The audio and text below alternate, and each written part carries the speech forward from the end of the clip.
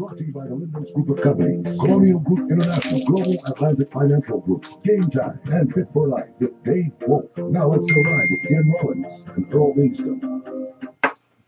And good afternoon, and welcome to Inside Sports Talk Radio. I'm Ian Rollins, along with co-host Mr. Earl Baston. How you guys doing this afternoon? And Mr. Roddy Gunn at the controls. How you guys doing this afternoon? Forgive me. Today, fellas. All good. As a Monday to everybody. Yes, indeed. Good. As you know, the big event is happening this Friday, the Bermuda Day Half Marathon Derby. You ready for it? They tell me you're running. I run every year, Papa. That's what I heard. Yeah, you heard right. Absolutely correct. I run every year. Oh, okay. Are you joining me? Just verifying. Are you confirming? Yeah, just a little confirmation. Not a problem. You know. Are you running? Yeah, I'll be on the sidelines. Oh, every year. Yeah, running from camp to camp.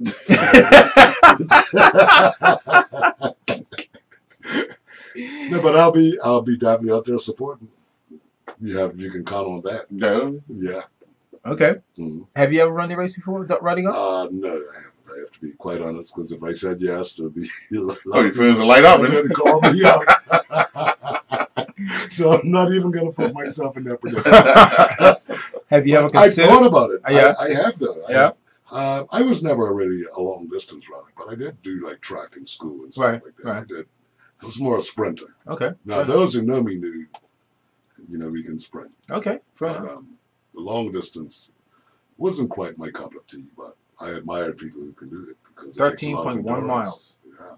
Not bad. Yeah. Yeah. I mean, that's a good run. Well, this year we should have a new winner, because obviously the defending champion of 2017, Mr. Jay Donovan, who has stepped aside his running career, said he's going to retire. So he'll be joining us in studio today once he gets in and relinquish what was run up here. refreshing. I can't say. He might just say, "Let me do my little run today," and that's it. That'll be it. I don't know, but interesting how he put in the time and he finally won his race last year. So credit to him for not giving up. And he finally won, coming out of the East, because he's a man from the West. Mm-hmm. So bottom line is he won. That's the crux of it. No, you can't take it away from him. And I don't care how long it took, but he's finally a winner of the Bermuda Half Marathon Derby. So he'll be joining us in the studio today. Last week we had Lamont Marshall. This week we're gonna have his father join us in the studio. He's a lively character. He gives it all. And he loves this sport. And obviously he supports his sons and he coaches them and he puts in a lot of hard time, and rightly so. He wants to see his sons win, and rightly so. I'll do the same thing. If I had a son, I'll do the same thing. So he'll be joining us in the studio today along with Dr. Gina Tucker, the president of the Bermuda Half Marathon Committee, reflecting on what needs to be said and get out there last minute words for the big event. This is the 109th event that will be taking place, and as we say, it's the kickstart to our summer in Bermuda, and it's the prelude to Cup Match, because once the race is in Somerset, Cup Match in Somerset, and events in St. George's, Cup Match in St. George's. Mm-hmm. Any predictions as to who will be the winner this year, Mr. Basin? Well, we'll cross the line first, both male and female. That's a smart answer. I'm going to take another step. It's a smart answer, but let's take another step. That's it. Names? Yeah. He did say anyone. Well, let's put it like this. I haven't looked at the other forecasts. Roddy Gunn just said it's 78. What's the humidity? Humidity at right now is 69%. That's not bad. Guaranteed on Friday it'll be a little. It would probably be higher. Yeah. So whomever takes care of themselves best will cross the line first. I can't give you a name because, to be honest, even a favorite, it could all blow up at any point in time because it's a race, and you never know what's going to happen until they cross the line. That's true. Yeah. That was like very diplomatic. Very diplomatic. As who knows? It might be. But the man's in the sporting world, so again, I'll go back to him. He's seen the runners compete this year in 2018. Yeah. Any particular name, sir? That all-time favorite for the male is definitely Lamont Marshall. Mm-hmm. For the female, it could be any one of 4 or 5. Victoria Fiddick is coming out, I understand. I wouldn't throw her away. Nope. I wouldn't throw Dion Berry away. Nope. Christine Daly, Gail Lindsay. I wouldn't throw anyone away right now because if you look at it, it's 13.1. A lot of these ladies who have been running are running 5 and 10Ks. Still got a long ways to go after that. Yeah, if it's 10K, you got another half to go, right? Yeah, so another 10K. It's I don't. I mean, I've seen them do these races, but it'll be very tricky to see how they enter town and what positions everyone's in. Yeah. So it'll be interesting. Yeah, interesting. Do you think there's a big difference of coming out of the East and coming out of the West? Not that evaluation would take a few years, only because we've only come out of St. George's twice now. Yeah, so it would take a few years to really analyze that. You can't take 2 years and say let's compare it. The runners will know a difference because they actually compete on both courses. But if you start looking at numbers and records, you have to give it another 2 years coming out of the East, and then we can compare numbers as far as winning times, average times, and so forth, as opposed to coming out of Somerset. So I know for a fact that a lot of people are so used to coming out of Somerset, the only hill they talk about is Burnt House Hill, and then because St. George's is new, they can tell you every hill, because it's all new.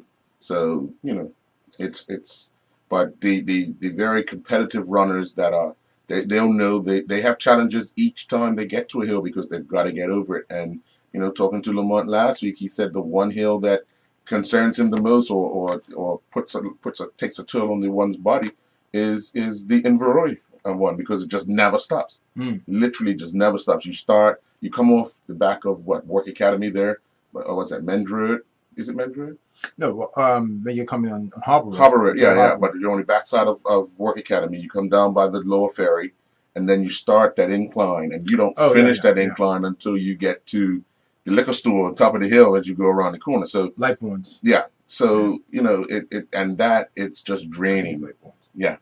That is draining. Yeah. Because you don't really recognize it until you're in it. Like when you get to the bottom and you make that turn to go up Burnt House, you could see the hill. Whereas the Inverroy one, because it got the turns, you don't really see. Like it doesn't look like it's straight up, but it's elevated to where it takes a toll on one's body. Lamont put it out there that he's looking to come under the 110 mark, right? What is the record, if you recall? I think it's 107, 106 something. Right. That's obviously Chris Estwani. Yeah. Right. Yeah. So if he's able to pull that off under the 110 mark, that's kudos to him. But it's still quite a ways from. Was it 109? I can't remember. I can't remember the record either. But the fact is that it's quite a ways away from. I mean, Lamont is probably, and he said it, he's probably in the best shape of his life. The one thing that he has to be cautious of are the conditions.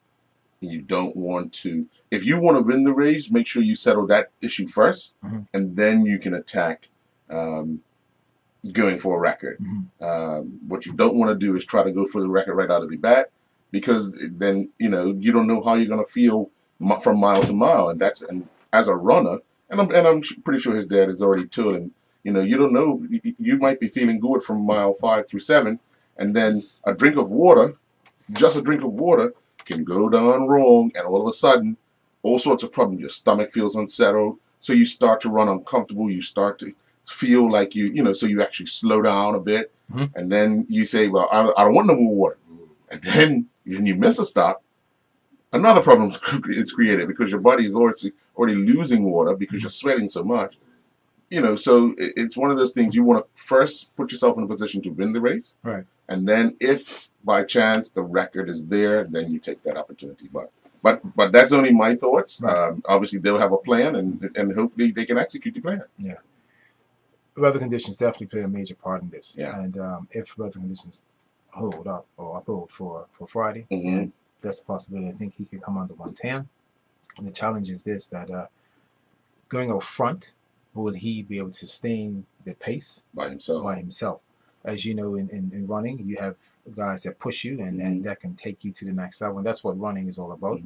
It's the person that pushes you, can sustain you, take you to a level you've never been before. But when you're by yourself and you're like 500 meters to 1,000 meters out front or in minutes away ahead, that become taxing. That can become taxing. The only plus for him is that if he psychologically uses the crowd as a driving force, so each time, I mean, there's areas on the course where there's no one, but then there's areas on the course where there's a bunch of people that can uplift you, and I'm pretty sure if we go back to how Flora dominated that race a few weeks ago, the crowd basically got her to, you know what I mean? So psychologically, if you can get that in your head, that when you get to that point, no matter how bad I'm feeling, that just inspires you, and you know what I mean? So even if you're running by yourself, that if you can get that inspiration, then hey, you know, things could fall into place. So we'll see. We'll see. Wonder if your dad would give up the game plan.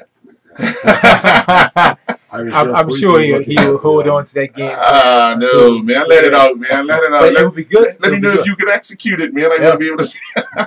Well, the game plan is this. Right? I was briefly looking at the forecast for Friday, and it does say a mix of sun and cloud and 1 or 2 early showers. Right. Oh, boy. Now, with that being said, like the showers can affect as far as like the humidity. Oh, yes. Oh, yeah. Things of that nature. And of course, obviously affect the runner. Right. Right. So again, whenever that shower would be a tactic would have to change. Yeah. Obviously. Yeah. I mean, if it rains half hour before the race starts, the steam going to come up off the road. It's going to affect any and everybody, no matter how fit you are. Yeah. The conditions alone affect you. So if it rains the first part of the race, then what? You know, you're soaking wet. You know, but then you're drying off as you're running because of the humidity and so forth. And you know, for uncomfortable conditions. Yeah. I mean, it's a lot to think about. You know, so lots of elements go into it. But the good thing is, as Lamont has said, he's in the best shape of his life, so he'll be able to handle those conditions.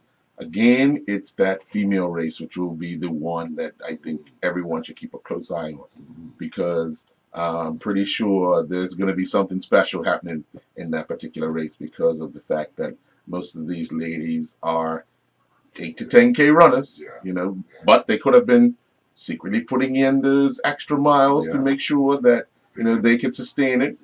But it's on the day, so you're gonna have crowds closed in. You're gonna be trying and again, I said use the crowd to psychologically. Sometimes that could be used against you because you wanna, you know, you get that inspiration. You want to get that little high going, and all of a sudden, mate, Jennifer Allen, Lynn Patchett, and the wall, and those are the things. As much as they want they physically and mentally want to be able to do it, the slightest mishap can create another catastrophe for them. You know what I mean? So, but when I talk about the experience of Victoria Fiddick, when you talk about the experience of Dion Bury, you can't count them out because of the distance, and that's what they're used to. You know what I mean? So, we'll see. Yeah. Okay. That's going to be interesting. And, of course, it gets underway at 9 a.m. on the main road in Somerset and makes its way down to Bernard Park, 13.1 miles. I want to see the day. I don't know if we'll see enough time, but maybe we will. Never know. Anything's possible to see if someone can run the 13.1 mile course under an hour. Have we had a half marathon under an hour? Not in the record. No. What's the record globally for? I don't know. I gotta look that up. Because I bet you they won't be able to do it here. Too many hills. You're darn right. Too many hills. It's a whole different landscape. Yeah, and they would have to start about 6:30 at night, or in the morning. Oh, okay. That's what you're saying. Yeah. So that'll be interesting. Imagine someone doing that though. Well, you'll see. Well, that's what it is. Over the weekend, you saw a lot of people trying to get in their last little bit. If you didn't get it in last week, you're not going to get it in. So just keep drinking water for the rest of the week. Stretch. Some pasta. And some best. Yeah. I did see some people running on Sunday morning. This is around about 8:30 in the morning coming out of the west. They were running the course, so you can tell, they're getting their last bit. But Earl's point is valid that, you know, if you didn't get it in last week, why are you trying to go get it in this week? It's just like a no-brainer. Yeah. Cool. Well, let's take our first commercial break, and we should be back with our first guest. Thank you. Stock Radio has been presented to you by Lindo's Group of Companies, Colonial Group International, Global Atlantic Financial Group, Game Time, and Fit for Life with Dave Wolf. We'll return after the break. As with nations the world over, Bermuda Let me see if these guys are It's supposed to be Bermudians willing to I gotta act get my against the finger consequences fixed. to actually change history and delegitimize the racist rule of thumb. Get your Samsung. The 50th anniversary of universal suffrage. Let's all pass a true vote of thanks and our appreciation for these who laid the foundation for a reliable on Samsung. Tuesday, the 22nd of May, between noon and 2 p.m. Come to the City Hall and cast your ballot. What time is it? It's game time. More opportunities to win. All the sports betting needs without the road trip. Introducing Game Time East and Game Time West, located next to Rogers and St. George's and Main Road Somerset by Somerset Cricket Club. All Game Time outlets open Monday to Friday 12 to 6, Saturdays 8:30 till 5, and Sundays 10 till 5. For more details, visit GameTime.pm or call 296-3222. I take my morning walks as I walk in the tracks by my house. Right. From happy Catch beginnings folks coming running through, jogging. Stifling. Even the Earl cats, like I'm there walking and sweating, like Yeah. Earl guys coming through, like and leaving me behind. Right. So, I'm like looking down. About a few minutes later, I'm looking down. Where did he go? yeah. I got farther down the tracks. His turning back and coming the opposite way. Good afternoon. Good afternoon. How are you? Good day. Yes, good afternoon. Good. How you making up, Chris? You guys, okay. Start right away, all right. Let's get put your headphones on, please. Yeah, no more front desk. Isn't it something for you to be totally removed? No more? Yeah, you gotta call. He's calling me upstairs. No more receptionists. It's just kind of crazy. Waste of money. But you still need it because we're in the field of communication. You know? I just took the guess to see if he was okay. I knew you were. I had come in already. Send her a Donna. You should have texted me. I knew what I was. You could hear him, I can't. You can? You don't know. Okay, yeah. Yeah. Okay. He will keep you abreast until the start of the race. That's Friday, May 25th on ZFP. Bring your mic up. Bring your mic up. Oh, That's your mic. BAC, Universal Electric, Windows. Your first name is Larry. Yes. Singing. Senior. Right. And JDM Realty and Associate Services. Hi there, Bermuda. Can you believe it? It's here. People stay. Yeah. Sponsored by the People's Fund. So I wrote the script, man. So I read the script, and there's everything. Oh. So that's your first one, a minute 48 seconds. At 9 a.m. on Friday. Which one? The first one you wrote. Not me, I didn't write it. No, you. Anyway, you told me. At BermudaMarathon.pm until Sunday, May 20th. There was all seniors at National Stadium this morning. I had to go. And some children. That's not children, but I went there about 9:15 to drop off the. it was a good chunk of singers. Yeah. It was a good chunk. They put it all together, finished already. I gotta get some more passes. Maybe Now, some more. too late now. Oh, for the committee. She didn't put any aside. Huh? She didn't put any aside. Don't worry, I got them. I got them. Get registered for these Coming at you 5 seconds. Check out our Facebook page at Bermuda Day Half Marathon Derby.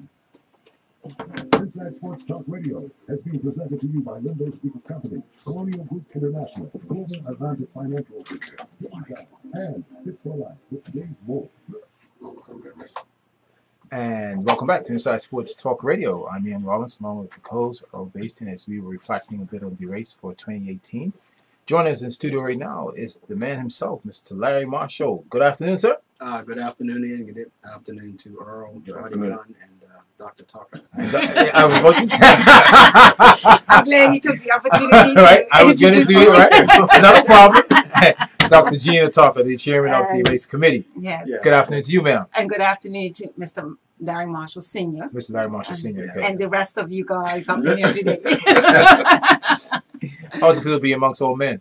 This is awesome. I'm loving it. You loving it? Awesome, man. Awesome, man. Not just man. I like your shirt. I know. Isn't this shirt like Is that new? Is that new? New logo, new. Yeah, we launched a whole new platform this Very year, nice. right? Very It nice. goes with the whole new sponsorship model, giving it back to People's Race on the People's Day.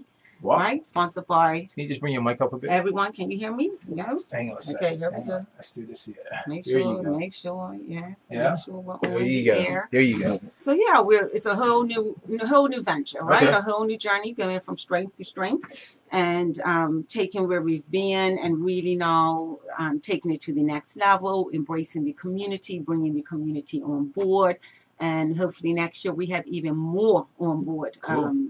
Ready to support. It is the people's race. Mhm. And when I think back to our heritage, to Uncle Cecil, my dad, Mr. Cam, Calibre, all of the crew, they did this for the people, That's for true. just for the country and the community and for the people. And so the idea is that we are returning it and really, really want the people and Bermuda at large to get on board. Mr. Marshall, this is the big event for your family. Yes. I think it's called May Marshall or something like Marshall May. that. Marshall May. Marshall May. You guys are Marshall nice.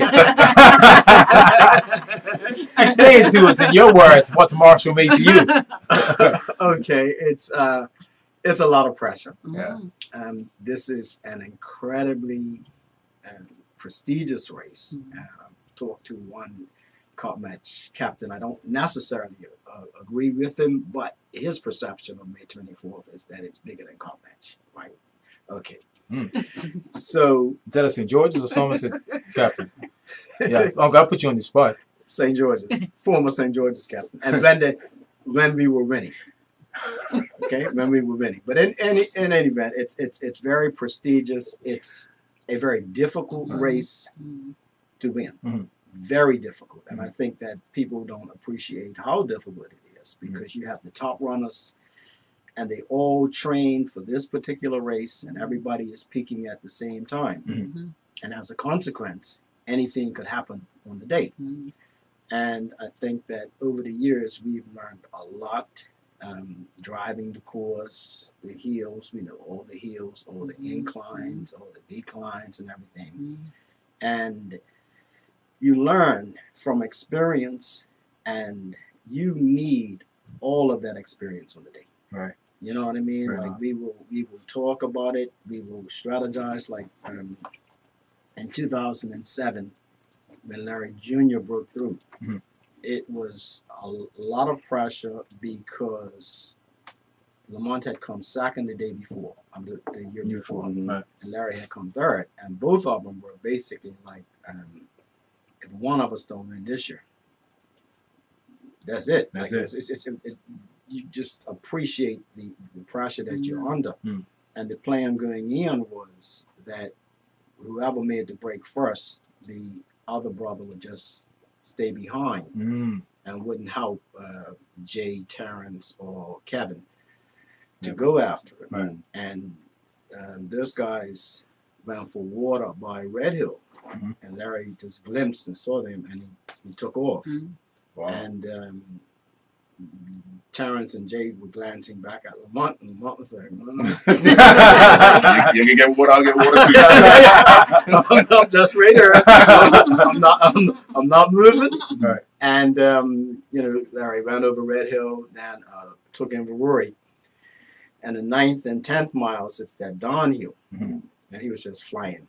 He was flying like 4:58 a mile, 5:01, 5:10. So they were going to catch it. Right. And that was a tremendous breakthrough.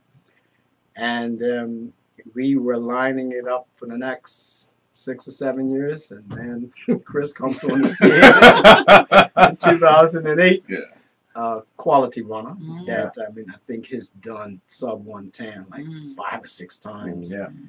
Every time he's won, has been under 110. Yeah. And so that, put a spanner in our spokes, but we kept trying. And then 2016, the opportunity was there for Lamont, and he took it. And in the process, we became the first siblings to win the race in 103, 104 years. And that was a monkey off my back because, to have one son win, it's always unfinished business. And you know what I mean?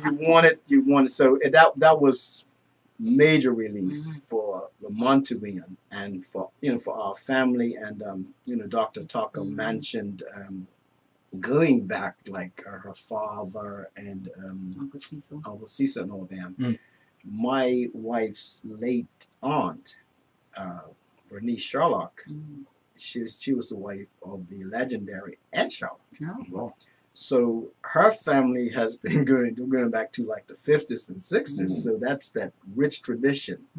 And then to have, you know, Larry and Lamont come and, you know, dominate the race that like they have, you know what I mean? So it's really, so in answer to your question, what Marshall means, that sort of contextualizes, Yes, it you know does. what I mean? It does. And like going into this year, I'm able to a degree, enjoy the build up, enjoy the anticipation. I mean, like I looked at it like today, you know, got up on the computer and it's the 21st of May, and it's sort of, hey, you know, because I'm still on 24th of May, and not realize, okay, it's Friday. You know, Right. instead of 3 days, you actually got 4. Don't Take a deep breath. don't get dramatic yet, right? But I find, like I said, the fact that Lamont has won the race, that is a lot of pressure off. Fair enough. So going into this year, we do anticipate him going under 110. And the strategy, I heard you guys say, well, let the cat out of the bag. Okay, I will. The strategy is to run 5:20 a mile. The first mile, Crazy. we're looking at 5:20. Crazy. The second mile, a little more conservative because you've got this. I count it as a hill, not Scarwa, obviously. That's where the second mile starts. Yeah. And then that hill / incline from Somerset Bridge. Yeah. Hog Bay. Yeah. So you got technically 2 hills in that second mile, so that will be a little slower.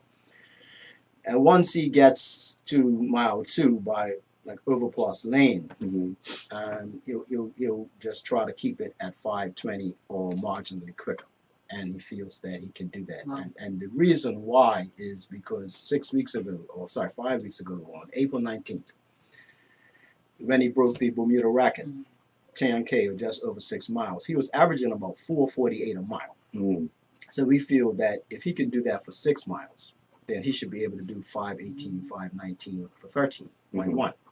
Now, having said that, you know, there are certain things beyond your control, like the heat, the humidity, and if it's like the humidity is high, then he'll just, you know, see how he feels for the first 3 or 4 miles, and you know, then back off, because like you said, the first objective going in is to win the race, and what you don't want to do is blast out, you know, those first 2 or 3 miles, and then you hit the wall and end up, you know, not winning. So that, you know, but Lamont's got enough experience with that, and I think that with Tyler withdrawing, it's helpful in the sense that with Tyler in the race, Lamont knew that, look, if I take a chance and try to go 110 and I blow up, then Tyler's gonna be around at the end. That's you know, that's, but so now I think it's more of the pressure has been lifted. And he will, you know, he's gonna go for it. You know, and he's gonna go. Is he that comfortable running by himself? Because you're talking 5:20. There's okay, it's gonna be 5:20, and then the rest of the group 6:15 maybe. Is he that comfortable running by himself that long? Yeah, because if you, like, every time Chris broke the record, for the most part, he was by himself. When Kevin did 109.58, and he was by himself. I mean, really by himself. So historically, the person who breaks the record has to run alone. But also consider that he's not really running alone in that he's going to have the van, he's going to have the cars. And in running, as long as you have movement in front of you, you're not by yourself. You're just focusing on those, the van, the cars, you know what I mean? And of course, the crowd is so phenomenal that, you know, when you start hitting Barnes Corner, Camp Hill, man, they really lift you. And I think Lamont's run this race about 13, 14 times, so he's very experienced. He's in the shape of his life. Running is not an exact science, and you make a lot of mistakes over the years, as he is more than willing to point out every time he doesn't do well. It's me. He points out, Dad, see what you did. You didn't do this right. Right.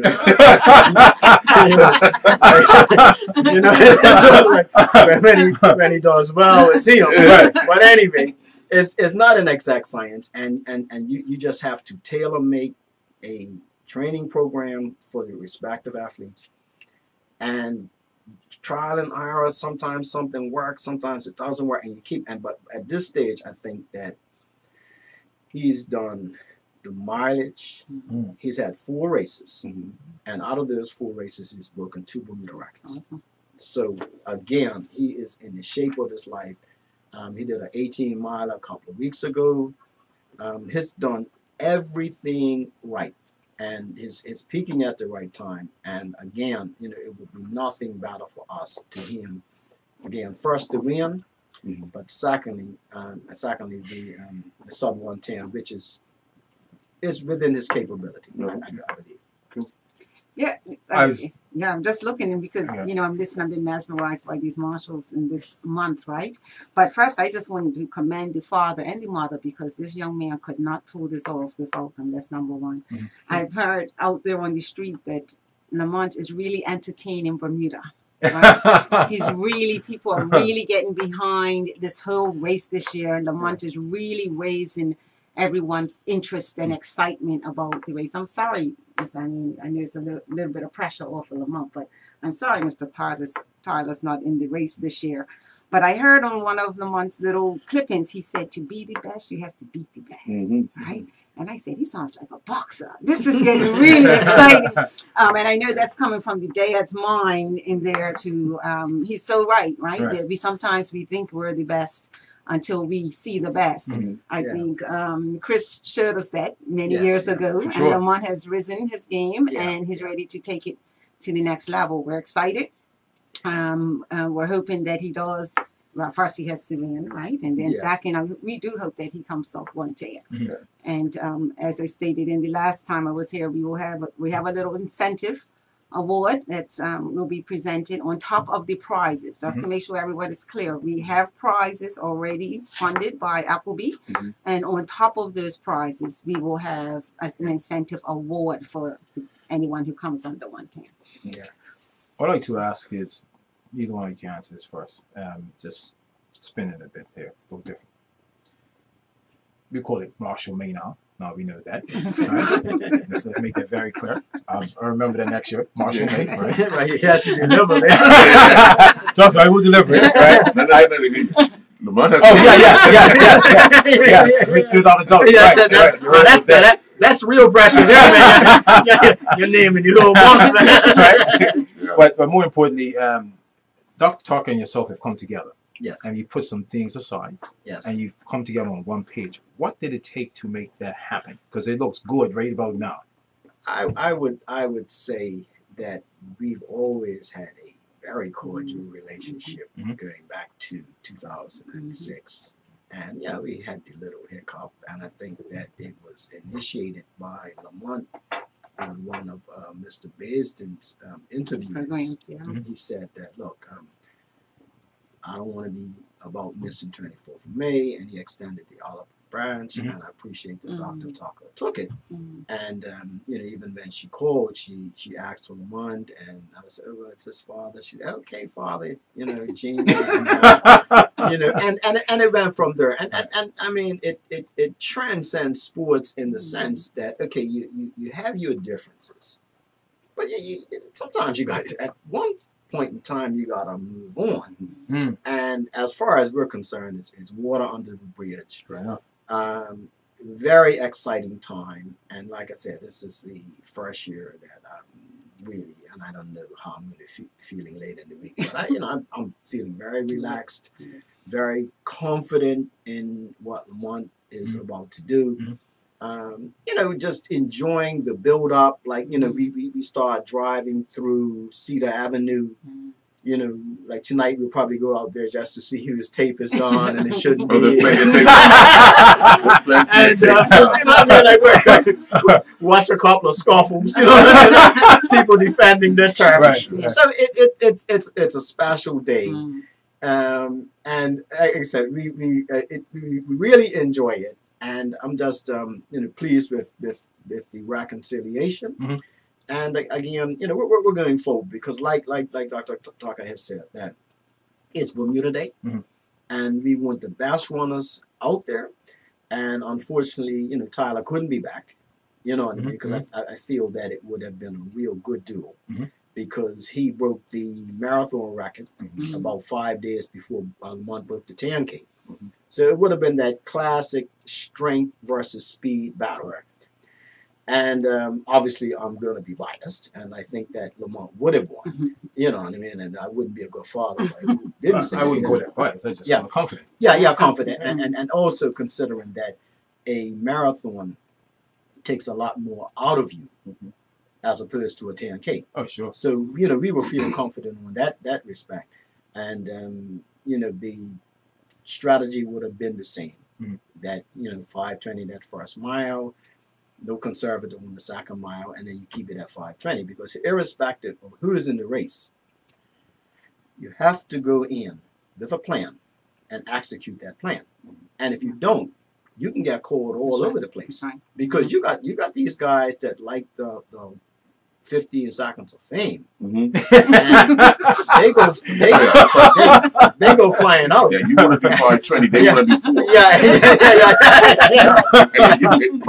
That's a trick. Sure. Let them go, because Yeah, if you go with them, That's right. And I'm saying, so like you don't know what type of strategy people have. Mhm. You don't know what type of who's working together, and we always had the benefit for like 3 or 4 years. We knew what 2 runners were going to do going into that race. Mhm. Whereas the others, they had to surmise, okay, what's the Marshall's going to do, what Kevin going to do, what Jay going to do. Mhm. And like 1 year, it was 5 legitimate contenders yes, yeah. in 2006 Mhm. and then again in 2007. Yeah. So, we again, it comes down to experience, and you have to know that course. You know your strategy, and you must stick to your strategy, and then you make the adjustments as the race goes on. Where do you like to watch the race? I normally don't watch the race because it's like I said, I'm going to try to watch it this year, right? But it's a lot of pressure, so I just stay home and listen to the radio. Okay. Tell you what, come up to the field. Yes. Come All up to the field. Come up to the field. The start line. Come up to the She's field. Dr. Talkers has something special. Come for up to the field. you. All right, but you got to be there by 8 o'clock. Now you put more pressure on it. All right, you got to be there by 8 o'clock Okay. because we're gonna do a live TV interview, Okay. And he has to be and you got to be there. Okay. So you want me to do another interview? Another little one. On Friday morning at 8 o'clock. At 8 o'clock, Yeah, right? no, but normally I take Lamont up, and yeah, that's nice. And like I said, this But don't drive up. You can't drive up. You have to get a lift, all right? I'm You're just messing, saying. you're messing with I'm your plan. I'm messing Because with your plan. You're messing the strategy is given as the Listen, drive. just That's the to last drive. night prep talk, right? Listen to the strategy that Dr. Talkers give you, and there are also I'm strategies reading, correct as I'm well. reading between the lines. I got okay. I got you. You actually not made my day, but made my year. But There you anyway, go. we I'm lost my There you train go. of thought. So listen, I'll say this Yeah, much yeah, because last year was a little stressful for me and for the committee because again this race, and I've been as Mr. Marshall noted earlier, I've been a fan of the Marshalls, and I Correct. have known that it's been a Marshall month for some time. And no one was more shocked than me than when Chris crossed that line. I was like, where does this guy come from? Who is he? And so, but I do want to commend the committee, right? And that Yes, the committee has worked really hard, and our treasurer, I mean, there was questions about the money and all of that. And I want to reassure this country and the marshals Yes. that we keep no money. This committee works, and Ian, you know it, because we just do it. Our commitment moving forward now is to get more people on board. Even though we have a lot of names in our sponsorship, that doesn't even mean we have a lot of money, right? Sure. Because it really, people might look and say, "Wow, all those people," but it's really still a small chunk of change. But we are committed to ensuring, thanks to Appleby, again this year, who has really put up all of a significant portion of funds to sponsor the prize money. We've actually gotten a little more than We asked for the Okay. first overall male and female. On top of that, the Derby is committing to putting aside funds for the incentive award. And I was told to be sure to establish what it would be for females because it wouldn't be the same, right? Okay. So I Definitely. do That was need told to, to me this morning. yes, That somebody was someone did say, approached me this morning about Dr. that. Tucker, are you forgetting the women? Yeah, And that's I what was thought, said. oh, I don't know what it is. I have to get some intelligence here on that one. I'm not sure what it would be, but we need to work out what it would be for I females. think Funding and Like time. 123 would be good. 123. Yeah. Someone So said Chris one, did it. someone said Ashley, 118 to me, because Ashley 119. did it in 120 the other day.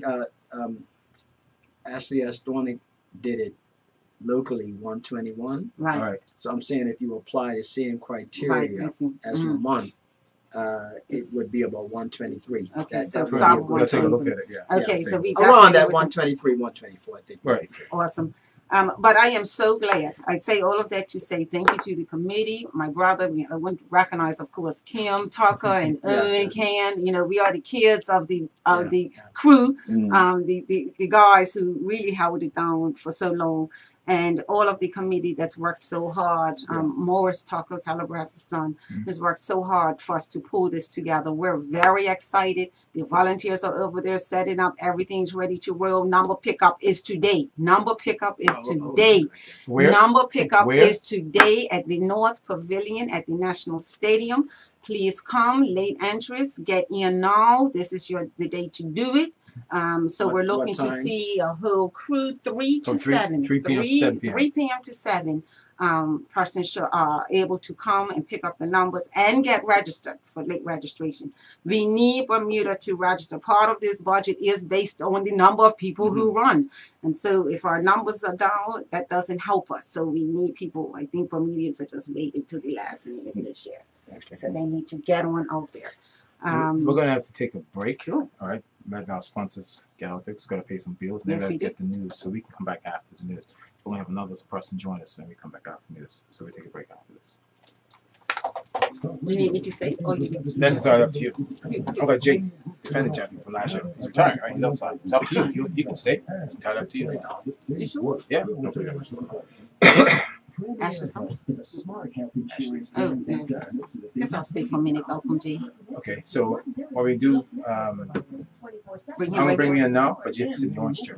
I could be a scooting here. No, I'm going to. That's no problem. scoot you over, right? No problem. Walking that one. Which one?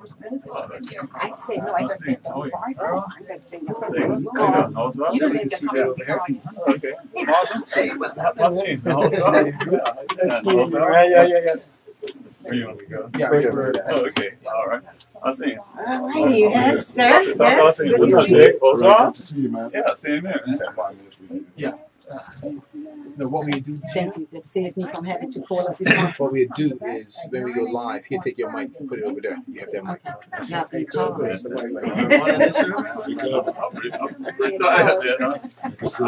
I run to the last year. That was it. Yeah. Oh, man. May 21st from 3 Oh, man. at the National Sports Center, North That's your voice. Show your Bermuda Day spirit, Tammy. Dr. Tucker's Whether on the voice. sideline or the sideline, and help make the 109th Derby a So all those bags are packed. No, we're ready to go. When I left, it was already You 30 can't even cars. take them out the first 2-3 months. Wow. Why they do it so easy? They make it like it's so easy. Like my long And they runs started in the hallway in the last year. And BGA was just coming in. BGA was just dropping off. They said, I said, you need for it like this. Yeah. This is gonna be the first time. Well, we'll find out today. This will be the first time I'll be able to watch the race. Right. We'll find out today. Since the 80s. Because I ran in 89 as a junior, and then I didn't run it again until 96. And then so the Right. last 10 years, it's just been, So if you have to like if I actually didn't on run, I Saturday, didn't go. you get to see this Yeah, Friday. I'm in 06, I rolled my ankles. Do it Friday I evening. didn't Pack have it, set it up, I and didn't then listen to send it it. over on Yeah, I Saturday. remember that, man. Yeah, that was my best We'll find out. Good, yeah. Around like You're thinking what you're thinking about. in January, then Hong Kong ran like 110.08. People don't And know then I'm thinking about next Friday. 106 in the 20K. Next Friday. Next Friday. The RMS 20K. This Friday? Can't think of this Friday. Next Friday. I work from like 7 in the morning to about 7:30 at night. I work from 7 to 7. But is it because it's the only time people actually pay attention? No, every day. This Friday. But I usually come in about 9 and leave here about 6. Every day. Some Fridays I go in early to 7. And my day starts 4:30 in the morning, right? No, I'm going to the gym. I get up 4:30. Go to the gym. I'll do work. No. I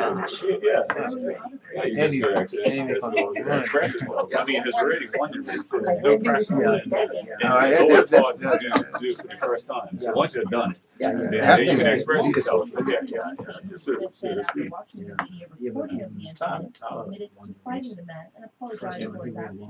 Yeah. Then they came back and then Those shots came back first. I'm impressed. Are they nylon? This is right community shirt. Right. But these just a regular t-shirts for the runners, but theirs is white. That's cool. White, Yeah, I've seen it. black. That's a nice image. Really, you remember I fought to have this Friday thing. morning. Yeah. This. No, but I'm saying, Miss Marshall's coming? Yeah, it's coming too. Right, because that might be an issue for me Friday morning. See, I'm coming out of the West, right? And my family. What time you gotta be? Well, the thing is trying to get across the junction.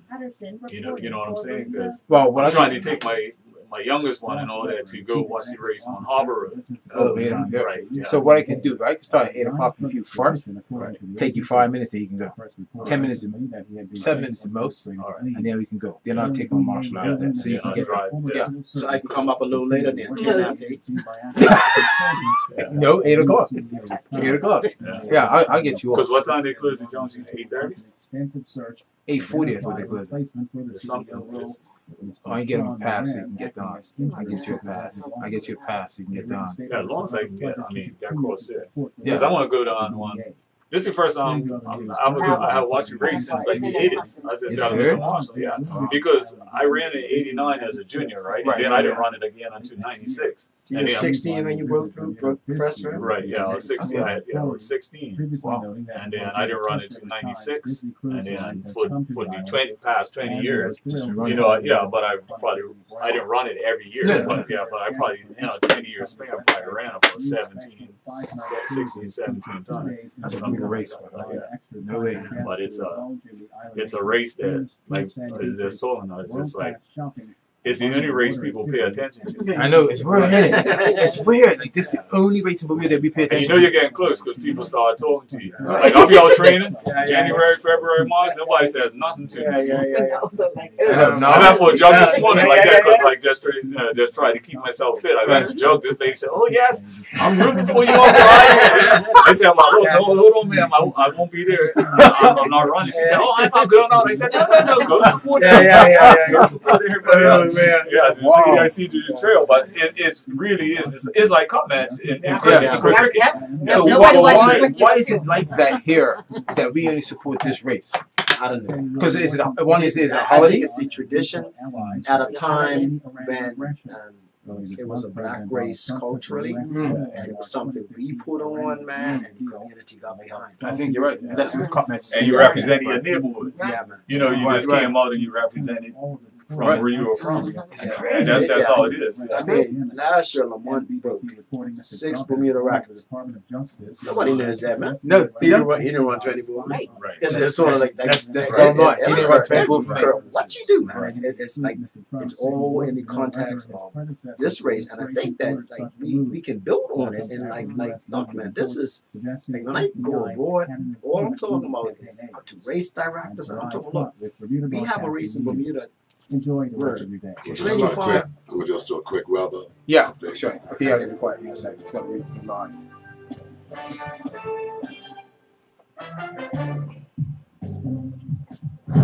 This weather update was provided by the Bermuda Weather Service, sponsored by the F&M.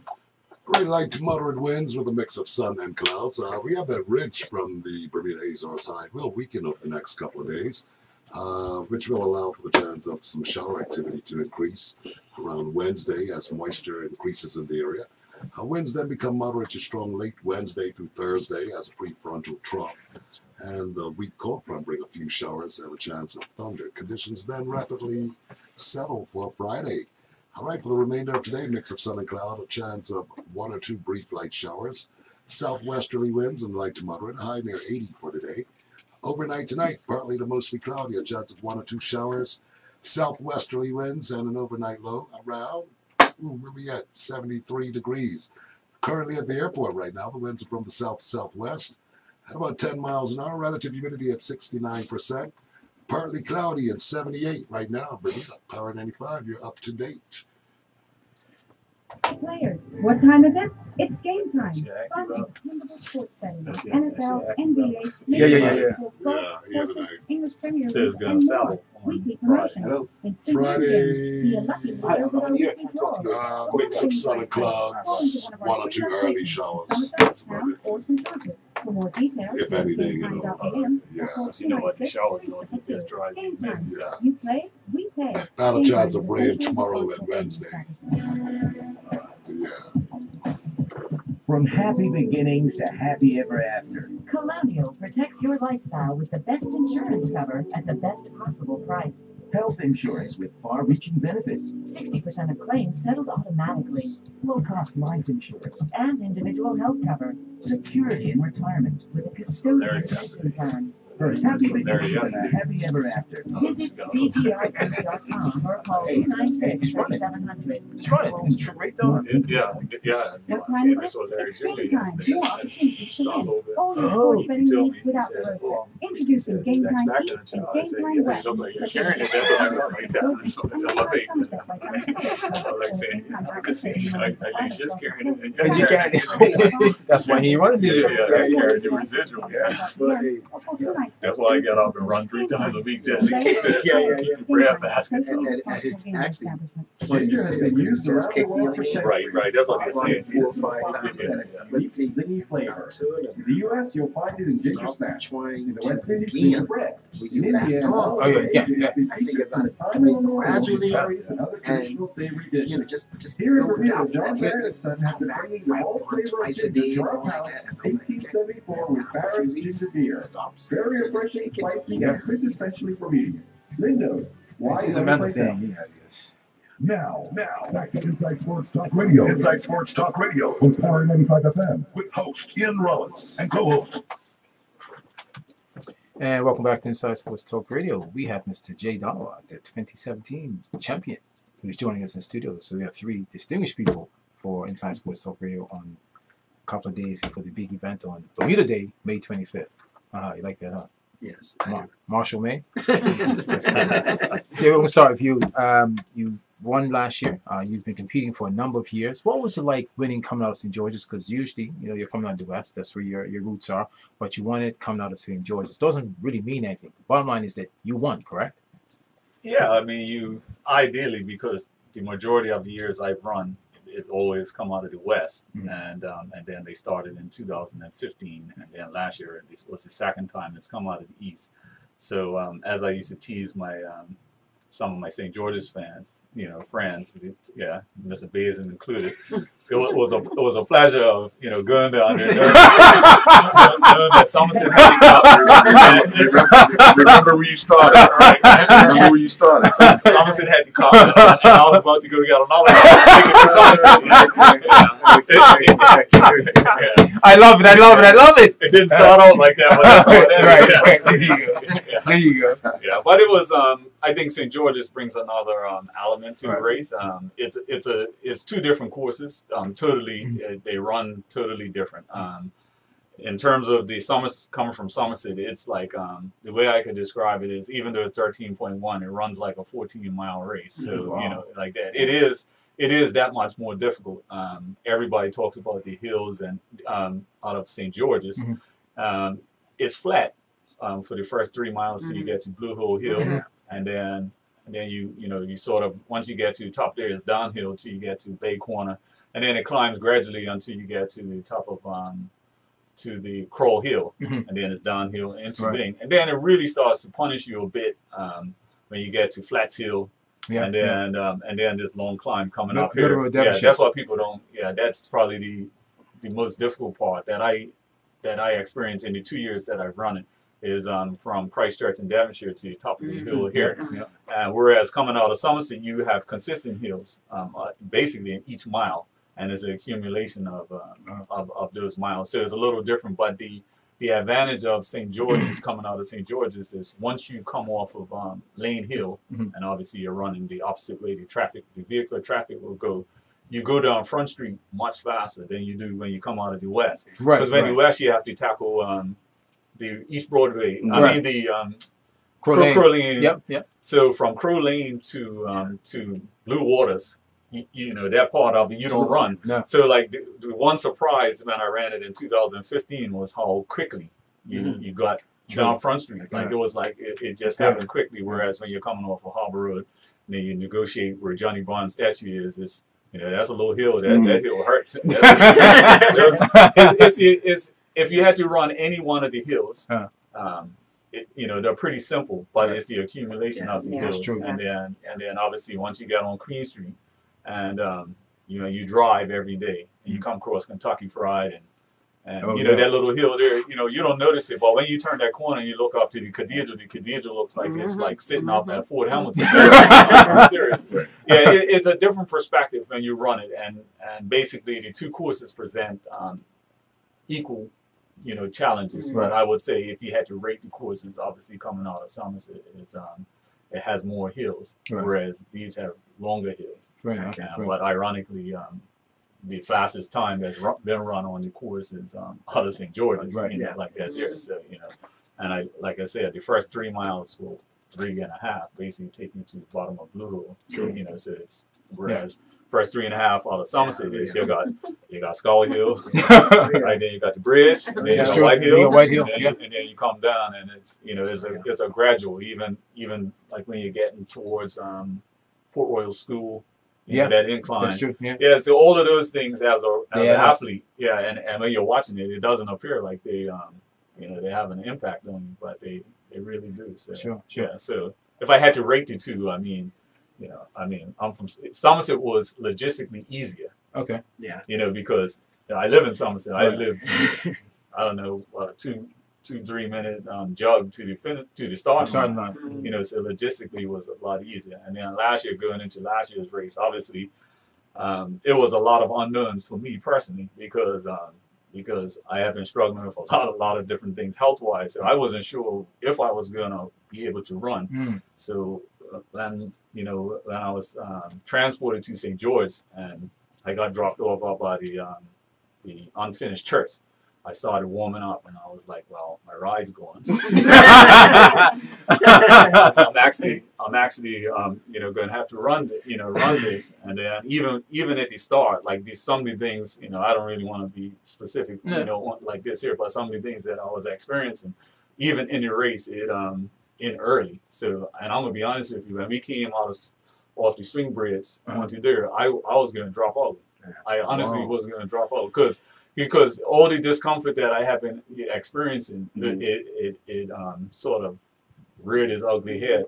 And then I just kept going because I was with a pack, and then I got a little bit more comfortable, you know, going through. But you know, I mean, looking at it, you know, through my whole career and running the 24th of May, obviously, I went into the race the least prepared, you know, old and all of that. And then I came away. With it, you know, like out there, whereas, you know, you had all these other years, and I was just telling Mr. Marshall off air how, like in 2006, it was my best year, you know, in terms of preparation, kind of like how Lamont's going into this year. Like I had around 110 in the half marathon in January. And then in February, I went to Hong Kong with the firefighter games, and I ran like a low 110, and you know, and I had done a cross country race. Like everything was going good, and then I ran a 20K and a 106 for that RMS leading up to there. So you know, things was really shaping up. And then the day before, I rolled my ankle, and I didn't compete. And then Terrence And then Terrence went on and won, I think, his third, his third title like that there. But it was a race where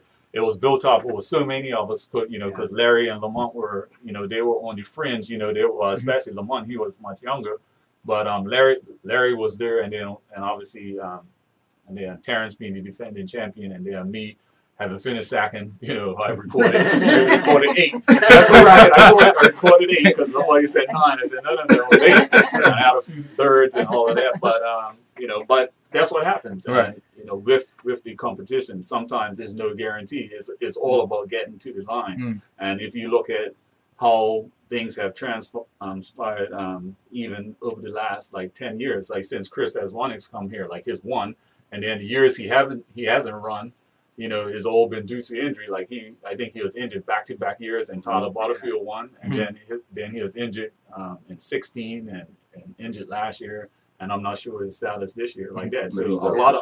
So a lot of it is, even though you put in the work, it still takes a little bit of luck, and all it takes is you to wake up on the day before with a little cold or a little something, because you're on a fine line. Yes. You really are when you're fit.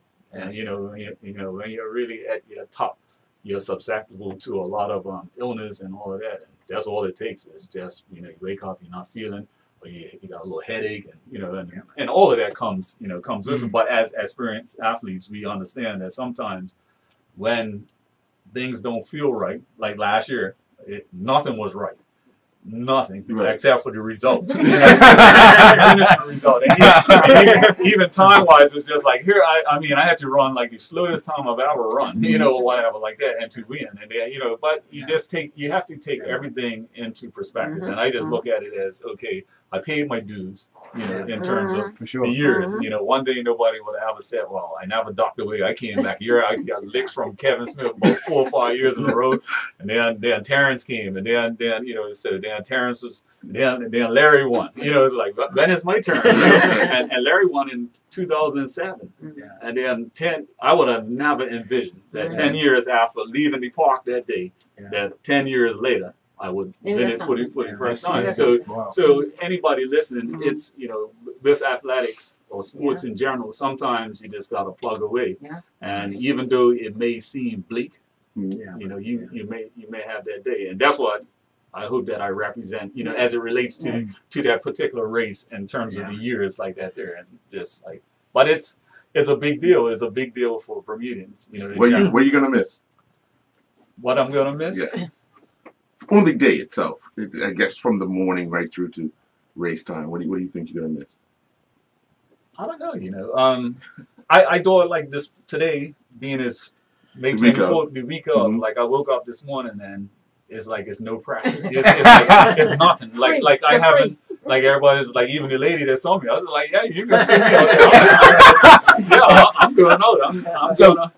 The lady that saw you, she thought you was competing this year. Yeah, she was. They just assumed that. Right. They just assumed. But like I told my family, what I am gonna do this year though, and is on the Friday, I'm going to town on Friday, about 10 o'clock, and I'm gonna walk around Front Street and go out on Cedar Avenue and watch and just absorb the atmosphere of the things that I never was, since '96. I was never really, and even after the race, regardless of the result, last year I went to the parade afterwards, but you're shattered. You really don't. Even if the result is positive, you don't enjoy the day quite like how it is. You're really tired. You really are. Last year it was just I was fatigued for days. Right. Just because of mentally and physically. And then everybody's pulling at you because they want you to be interviewed and you're going to different things like that. So to answer your question, I'm not sure what I'm gonna miss, but I think as an athlete, you're gonna miss that getting up and going to the race and doing it as much as all of the butterflies and all of that. I'm gonna miss that aspect of it, but I'm gonna sleep well Thursday night. I don't know about Mr. Marshall,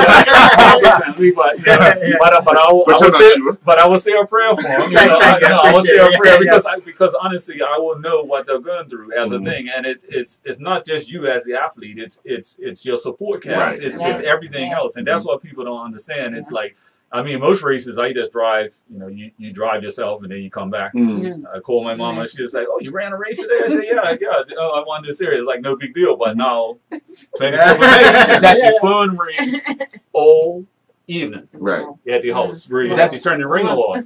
Then you wake up to a million what time the race starts this year? And this and that. I'm like, don't you know that it starts at 9? And the year before, and the year before. And it's people that wouldn't normally contact you, you know, for any other race. Like, you know, like say I use the international race weekend and the half marathon starts at 8 or 8:30. Right. You get up and you go down there. I get up at 6 and go down there and run the race and then that's it. Right. My question is, we were talking off air, and we said, why is it that Bermudians come out on this day, Bermuda Day? Why is it everyone just comes to see this particular race? Just like we said, you did the international race weekend, didn't phase you. Yeah. No pressure. But this one is different. Why so? Well, I mean, because how it's linked with the Bermuda Day, so it's our holiday, and regardless of whether you're born Bermudian or you've been here for a while, people generally embrace this day. You know, cup match is different because cup match people come on the second day. So you got a 2-day thing. Bermuda Day is like, yeah, I'm gonna go watch the runners. Yo, so and so from my office is running. Right. You know, things like that there. So that's why, and I just think that it's a neighborhood thing. I know running out of Somerset. I will say this. I hope I don't get myself in trouble, but it's nothing like running. I know people talk about Cedar Avenue, and Cedar Avenue is great. It really is. But there is no greater feeling than coming through in the lead pack, coming through Camp Hill. That is the most. Heron Bay, the Heron Bay, that whole marketplace. Yeah. Because they stand back, and then as you come through, because the lead truck goes through, and it gives them the room. The people come and you actually run through. And you can't hear yourself until you get around where the old gas station is by the old flavors or whatever. Share my ears. I never went to that. I was never old enough to go to that before it closed down, but I heard about flavors. He probably meant the night before. But yeah, Camp Hill was it's a great atmosphere. You know, like it just seems like everybody from that area just matriculates to there, and they just and I mean when they come in, it's just like it's definite. And then they don't know what they do. They just amp you up, and then you got on that stretch and you're heading towards Burnt Out City, and you're like, I run over this hill. Where's all that crowd? Where was that crowd? You know, and I'm running over that hill, and you know that hill feels like a mountain, like that. But it's the accumulation. But yeah, it's like I said. I mean, I'm thankful and I'm humbled that I had the opportunity to compete in this race for a long time. And obviously, you know, having won last year and you know to go down in the history of you know out as a winner, I'm humbled by it, and I just think that the race.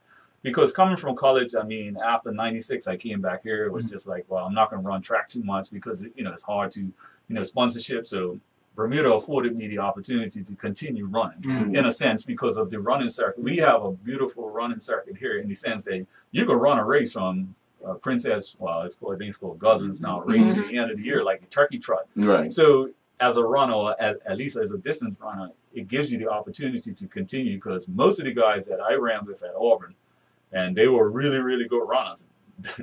I don't think they could even run a 5K, you know, like now, because they just haven't run that long. Whereas 20 years on, you know, I've continued on like that. So, you know, so I'm thankful that, you know, that I was able to settle back here. And, you know, I would have loved to have won it like all those years and years ago, because then it would have made the journey differently. But at the same time, everything happens. And I guess now it made last year's, you know, win a little bit different of this. It wasn't just about the win, because like I said last year, you know, I was old, the times, you know, it was a mediocre time, all of that.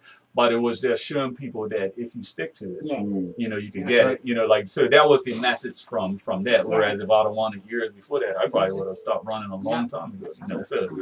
Jokingly last year, I said to you, got the opportunity to win. And we had that conversation. I think it was about 4 or 5 weeks before the race. Yeah.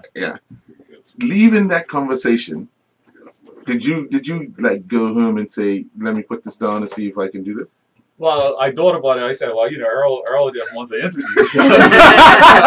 Earl's just trying to build his race up. So I saw you wheeling me in. But no, but I thought about it. But even then, it was a lot of unknowns because to be honest with you, last year's race, I didn't know who was going to run or who wasn't going to run. Right. And even Lamont, I didn't know Lamont wasn't going to run. Right. Or Chris or anybody. I came to the starting line. And I told you this last year. I came to the starting line like 8:57, and I came along Water Street, and then I came up the steps, and I came there, and you was getting ready to start, and I looked around, and I didn't see Lamont and different things, but people sort of like that, position, yeah. And like even Chase Smith. Like I had an argument with somebody the next day. They said that he was in the race. I said, no way. I said, I didn't see him. And then I saw a picture of him coming over the hill by Bailey's Ice Cream. Right. Like that. But I just looked around and before I knew it, they were gonna do it. So to answer that, yeah, you thought about it. But honestly, when I was driving down there, I didn't have envisioned that I was going to win the race, to be honest. Or even, and like I said, with everything that was going on, whether I was going to be able to finish the race, and all of that. So the way it worked out, it was a total surprise. I mean, just the way everything transpired, last year. Well, Mr. Marshall has said, and Lamont said it last week, that they're looking to run that 110. Right. He's let the cat out of the bag with the strategy to do so. Okay. But you were talking about 2006, 96 when you came back? And you said what year were you in the best shape of your life? 2006. 2006. So I was like around 30, so like around, yeah. Right. At that time, back then, did you think you could do that running sub 110 by yourself? Well, I never thought about it in the race because, for me going into the race, I always approached it to try to be as competitive with the people. Right. And then the time sort of takes care of itself. So Lamont's kind of like in a unique situation this year because it's kind of like his won it already. So that element, so for me in 2006 going into it, it was like, okay, I knew what level of fitness and I had run 110, but like I said, but that is a different course. Right. You understand what I'm saying? And then it's all about the specific of how you train, towards it. And lactate threshold and all of that. There's a different level of training that you do, for a half marathon because you got to get your body prepared to run at that level without going over. Right. And then once you go over there, then you start getting into another energy system, and then it becomes a little bit more. And one thing about distance running, and it can humble the greatest of runners. And I've seen elite marathoners banging out 450 mile after mile, and then come to almost like a 6. You saw that in the Commonwealth Games. The Commonwealth Games. That was that's the guy that won was in fact he ran the best race. He ran within himself. The other guy just went out there and was pushing for time, and he didn't respect the heat and all of that. And then you saw what happened. He collapsed. And the other guy, I just think he just ran, within himself. And in terms of his overall time, wasn't nowhere near what his best. But I mean, as the Commonwealth Games, you win them. Yeah. Like I remember it was in 2016, the 1500 in the Olympics was won in like 350 or 349. It was a tactical race, and then it came down to a mad sprint, and the American kid, Matt Santeritz, he won. And I mean, his are like a 3:32. 33 type 1500 meter run, and he ran 350. Right. But if they tell him, well, your time was slow, they say, yeah, but I'm not just go.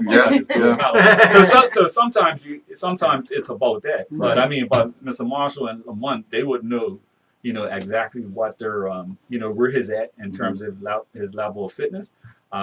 If I could give any advice, is to break it down into 2 phases. The race is obviously from start to Burnt House Hill. I know Kevin Smith used to hammer from the top of 7 to 8. He used to run there like close to 5 minutes, and that is open the race right up. So it's all about how they approach it. And I think the thing is don't get too frustrated with the times and the thing, because he could run 5:25 pace, and then he's got enough that in the latter 6 that he can increase, because 5:25 is going to always hover right there. Well, 5:20 gives you an hour 9 and some change or whatever like that. But if you he had a 525, but he's got enough that he can work on, so 517s. Because I would imagine his thrasher was probably like about 515 pace. He could probably run that comfortably. But but the element, is the unknown element, and we don't know what in terms of the heat and the humidity and how his because it's the ponding right there, and and then go from there. But he has enough experience, and to know that well, if he gets out there, because one thing about athletics, you can feel good, and then you get out there and you're like, whoa, and then you see your first split, and you're like, wow, this is not, and then you get to your second, and you're like, well, maybe now it's not about the time, then you go for that. But I mean, they know exactly what time splits, to go for, to go for it like that. Then. Mr. Marshall, final question for me. But what over the next few days, how does Lamont prepare? Just tapering at this stage. Yeah, all the hard work's done. You've done your long runs. You've done your interval training. You've done your heels. I think the last heel session was actually last Monday when he was on the show, and he went over to the Arboretum, and we have a course there. It comes right up to the works and engineering.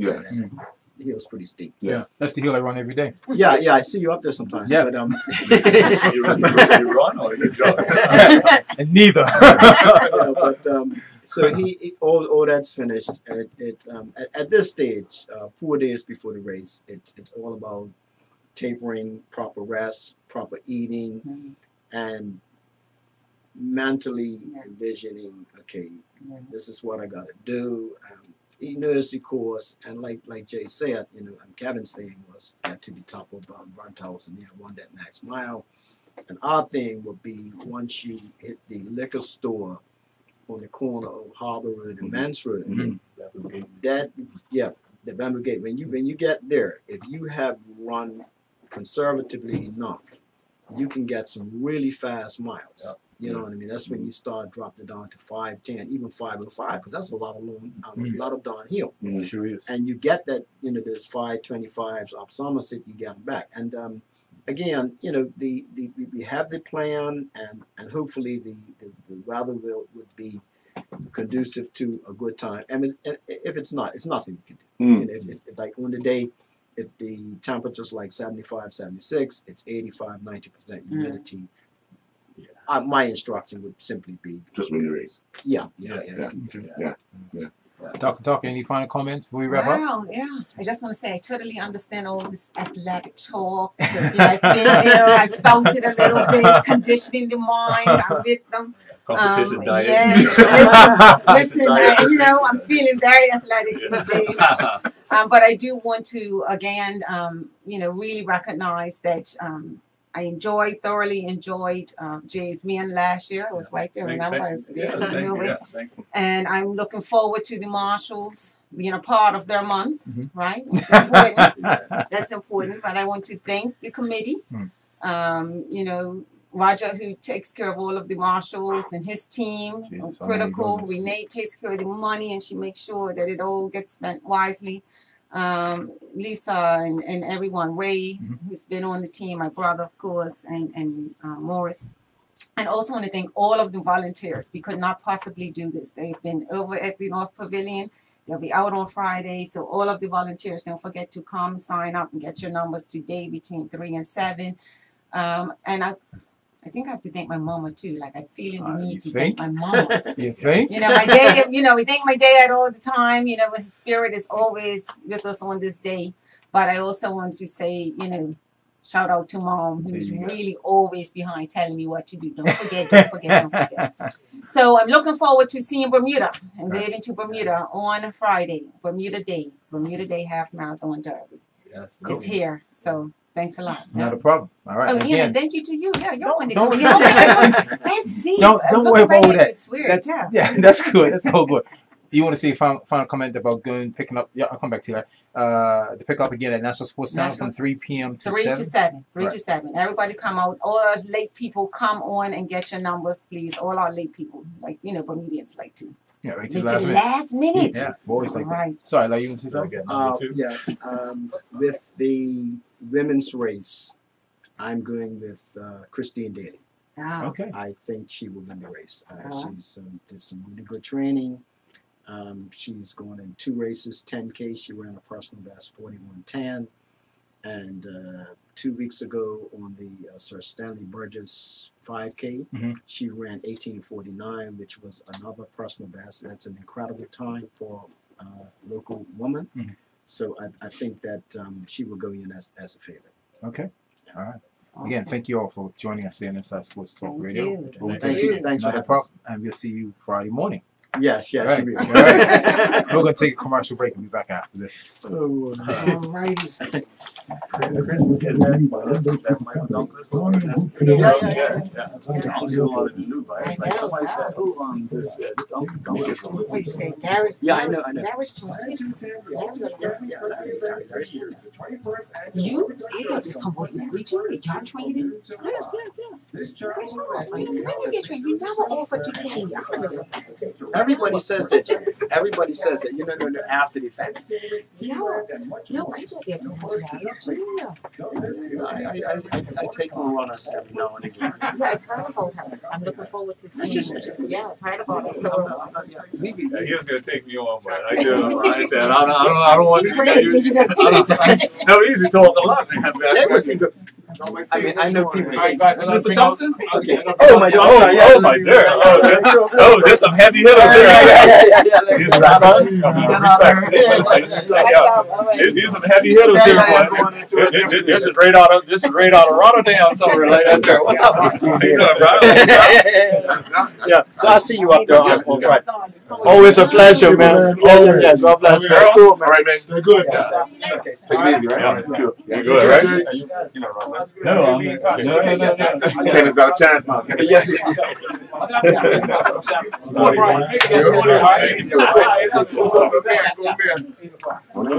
Afternoon. Right? Daisy, what's up, man? Cool. Well, I'm ready. Where you been, right? I'm I cool, see man. you here and there. Yeah. Yeah, you know. We do both of them at the same time. I got watch this. I got in a taxi last night, coming back from the airport, and guess who my driver was? Del Rey's father. And guess what he did the day before yesterday? One bull duck. Again. Oh, he's out of form. And he got clunked in his 4 overs, too. I said, that's probably why he should have come and played for his country. Premier Health is a smart health insurance plan that does most of the thinking. I'm surprised it's not been on, because Dexter was the one that played last night, too. He was? And more local providers who are ready. Your flight was full? Yeah, not bad. I'm always surprised how many people are on that thing. I really am. Premier Health. Smart health insurance feels good. Call Colonial on 296-3200 Or visit CGIGroup.com. Now, back to Inside Sports Talk Radio. Inside Sports Talk Radio with Power 95 FM with host Ian Rollins and co-host Earl Baston. And welcome back to Inside Sports Talk Radio. Joining us in the studio right now is 2 fine gentlemen in the sports arena of Bermuda, Kenny Thompson and Mr. Nick Jones. Good afternoon, gentlemen. Good afternoon, sir. Good afternoon. I should say gentlemen, Mr. Baird. And of course, Roddy, because you know. Of course, Roddy goes, Okay, I'm gonna start with Kenny first. Kenny, this is your every other weekly episode. What's in store for football for you thus far, or going forward this week, I should say? Yeah, good afternoon. We have the Youth Super League going on again this evening. So the under 9 and under 11 semifinals start this evening. Okay. Last week they had the under 13 and under 15 semifinals. Right. So in keeping with the structure of the competition structure, like the Champions League, and the semifinals are actually 2-leg ties. So tonight for under 9 and under 11, it's leg 1 of their semifinals with the under 9s has BA Green against Hamilton Parish, and under ABC White 1 versus BA Knights. So I expect both of those games to be pretty close. And then in under 11, it's the 2 BA teams against each other, Greens versus the Knights, and the Hamilton Parish against ABC 1. So we expect those games to be fairly close as well. You've undertaken this task this year, and this is something new for youth football in Bermuda. It's like their off season. what's the response been like? Are you pleased with what you're seeing thus far from the playing perspective, from the administrative side of it, where you can say next year, 2019, this is going to be the plans as well? Yeah, basically, the participants are very happy with the competition. The parents have expressed a lot of satisfaction with the competition as That's well. important. So far, I mean, we're really on phase one, Mhm. getting it up and running, and a lot of people are excited. The next level, I think it's going to blow people away for where we're going to in the next level. You care to share that next level, or you gonna hold off Not on yet. Very secretive fellow.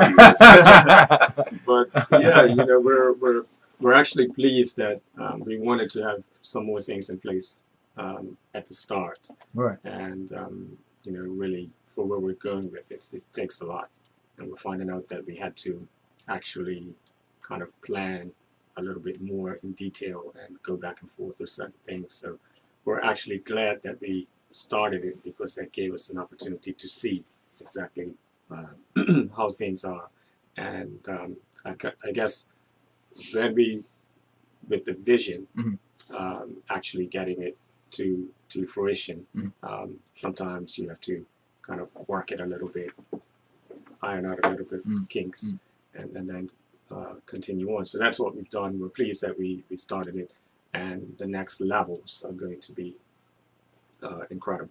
Wow. But the feedback so far has been really, really positive from the participants and the parents. There's no secret in Bermuda that we love sports, right? But the challenge that we have across the board of all our sports is that when the major sport season is finished, our athlete goes and plays the other sport, the 2 to 3 sport athlete. How are you able to galvanize and pass on your information, the model that you have to keep these young players in tune with football? Because you're challenging against cricket, track and field, running, you name it, swimming. How are you able to put it together? Keep them together. Yeah, I think football is pretty unique in that you know, the passion for football is really, really high, not just in Bermuda but around the world. Football is just a sport that everybody wants to participate in, and so I think it's more of a challenge for other sports in terms of the numbers of participants that participate in those sports. But football, you know, pretty much almost every boy basically loves football. Right. And at the very least, they start off with football, and they might gravitate to some other things along the way. But basically, you know, and the thing is that it's not something that as football administrators we cannot take for granted. Fair enough. You know, we can't just feel that, okay, almost everybody loves football, so we don't have to kind of provide a good product because, you know, there are a lot of other sports that individuals can participate in. So really, for us, you know, this is not the reason. I mean, we're not in competition with other sports. We do what we do because we are football, right, and we just want to put on the best product that we can for football participants. But at the end of the day, you know, it's about the player development. For us, this competition was basically to extend players' developmental progresses and to provide it in such a way that it's vibrant, exciting, definitely not boring for them, and something that they would be prepared to do every day if you asked them to. Yeah, I was going to say to Kenny, he deserves a big pat on the back for what they've done. I got a little boy that has managed to play in that. I also think, Kenny, the fact that you spread it out a little bit, there's not that every week, bang, bang, bang. There's a 2-week gap, so the kids will get one extra game every second week. And so there's not that big pressure, that big squeeze on you to reorganize things, what have you. You know well in advance, okay, this week I got my Saturday game and I got my Monday game, and next week I just have my Saturday game and I got a break. So the organization about how Kenny spread it all out, or his organization, how it didn't add that extra pressure to throughout the and that's why, and also the kids look forward to it. I really do. There's another name in there, you know, the fact it's another vibe. I know also that a lot of the kids don't get to see the other kids so often because sometimes maybe some of them are in A teams for some divisions and B teams for other divisions. I know especially for my lot, my son's lot, he's in the under 9s, but he's really an under 8. And so his team put 2 teams in. So although he's a year young, he got the experience of having a little kick with the guys a year older, so he knows what to expect, and he becomes a better player as far as knowing what physical strength is coming up to him a year later, and so on and so forth. So I think they deserve a big pat on the back because it's been very well organized, without any question of a doubt, and a great experience for all the kids involved, I'm sure. Kenny, I guess that comes from all the experience that you've been doing, traveling overseas, when Nick's talking about from the administrative side. It's important that administration leads by example, and what he's saying that you have a 2-week break, that takes the pressure off the parents, takes the pressure off the players. And then he added that his son, who's under 8 playing under 9s, gives them experience. This model that you're obviously taking on is come from being overseas, correct? The experience going overseas? Yeah, the experiences overseas have been invaluable. It's important for administrators and coaches to see as much as possible. You know, one of the first things that when I started to coach 28 years ago, the first thing I knew was that I had to leave Bermuda. I couldn't depend on my playing career here in Bermuda to be able to provide the optimal experiences and developmental opportunities for players. So we have to travel, and as a result of that travel, yeah, I've seen a lot of things, and then the question is always that why can't we do certain things at a high level here? And we should be doing things on a high level here. In the last year this time, we were hosting the America's Cup. Why can't we organize a competition here in Bermuda that's organized like that, not with all of the millions or billions of dollars that might go into something like that, but from a very basic structural perspective? Why can't we organize something that's a smaller scale to something like that? 2 weeks ago or 3 weeks ago, we held the triathlon here. It's a fabulous event. Why can't we do that with our own events and our own competitions? Why does it have to be that I'm at a cricket game on Saturday and I look to one side and there's no sight screen on one end and there's a crappy sight screen on the other end? There should be a very good sight screen on both ends. Right.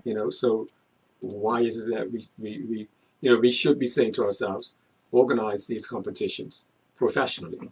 And professionally means that in the case of when I met one of the guys that was responsible for building the Amsterdam Marina, and I said to him, well, I can't talk to you because I come from Bermuda and you built the Amsterdam Marina. He says, no, that's not correct. Basically, if you build whatever facility in Bermuda, it should have the same amenities as the Amsterdam Marina, but on a much smaller scale. So what he's saying is that the quality can be done. It can be done, Yeah. and so that's what we're doing with this competition. Is basically providing that quality that at the end of the day it's for the players, and the players deserve it, and the players actually look for it. Right. They see a whole lot of stuff on television. They're very aware of what top football looks like. So why can't we provide that here in Bermuda? For sure. In the Catalan region that I always refer to, their youth football looks like La Liga, except 50,000 people are not there. But everything else, it's just like La Liga. So, why can't we do it here? And the fact of the matter is that, we should always be looking to do it on these levels here in Bermuda. Kenny, have you seen the attitudes change with the league structure the way it is? Coaches and players? Yeah, the coaches are conducting themselves on a very high level. The referees as well. We make demands on the referees, and the referees have been fantastic in their commitment to the whole competition as well, and that's needed. And the players look forward to it every week. And as Nick alluded to, we purposely spread it out on an every other week type of situation.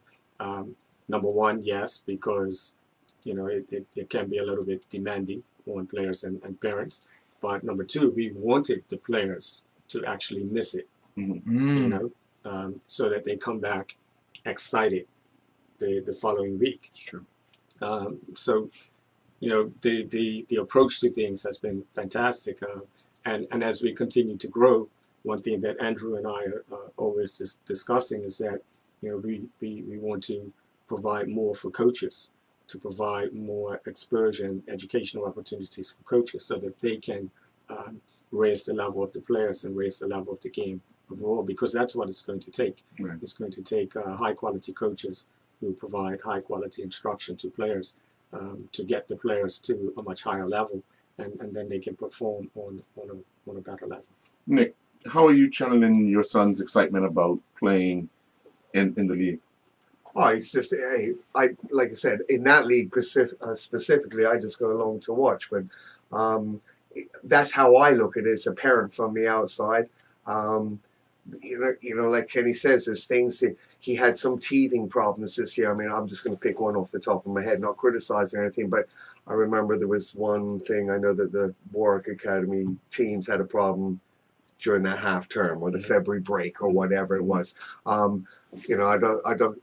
Unfortunately, Warwick Academy's a club team, but it's still part of the school, so there was an overlap there. Right. And they were very accommodating. They rearranged. I think when he put up the fixtures, you probably didn't realize it was that way.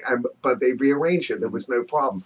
What do I look for my son? I look for him as an 8-year-old, becoming more aware of what's going on around him, the understanding that there's a whole year in physical stature is different, that you have to pass a ball harder, you have to think quicker, you haven't got as much time on the ball, all the basics. I mean, at that age, it's about making your basic game the best you can possibly make it, so that as you get older, you don't make the silly little mistakes. You have the fundamentals down, the passing, the heading, the controlling, all those basic scenarios in a game situation where there is some pressure on you.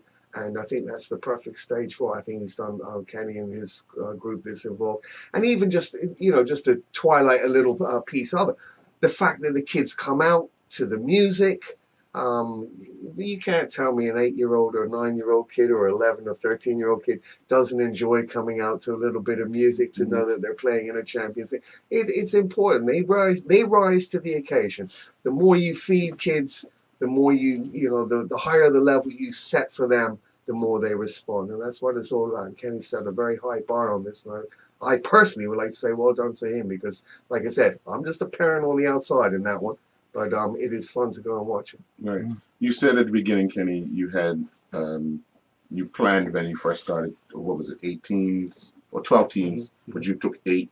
Can you see that expanding? Yeah, most definitely. Who was already being knocked on? Yeah, for sure. The thing is that some of the clubs, for whatever reason, didn't participate this year, and some of those coaches and directors have already said that they're there next year. Right. The thing is, as well, is that more so to that is that so many of those clubs' parents were then contacting me because they were like, well, I want my son to be a part of that. I'm not happy that my club team is not there. Can my son play for another club? And part of the kind of agreement that we had was that we would not allow that. What we didn't want a club team to go and put together an all-star team from players from various clubs. Right. So basically, like and Kappa, then their club teams lose out. Their club players. Yeah. So like Kappa, basically, it's restricted to the players that are registered under the BFA registration. But I expect that more clubs, more teams will be participating next year. Can I just ask you had girls involved in this as well? You had a girls section as well, did you? No, but there was a girls team that was participating with the boys. And you see that expanding in the future, man? Yeah, we want to go to those levels with girls. We want to go to the level of the group 2 or group 3 teams in more like a Europa League type of concept. Okay. So where you have a Champions League and you have a Europa League, and run those competitions concurrently. Okay. Any final comments before we wrap up, you Kenny? No. Thank you No again. problem. I saw you had What Jay time- in here and what the time- runners here. Right. Not we'll this see year. it. Not this year. You're not running? You're not running this year? Chance to man. Chance to No, man. no. Chance to win. I'm now injury free for a year and a half. You put your body through that. Kind of training in the gym. So Okay. yeah, that's it. You're still in good shape. And again, what time is the Still in good semifinals shape. tonight? Yeah. 6 and 7. Okay. Of course. Yeah. At the National Stadium. At the National Stadium. I think just when you say that as well, just on that timing, that's another big thing too.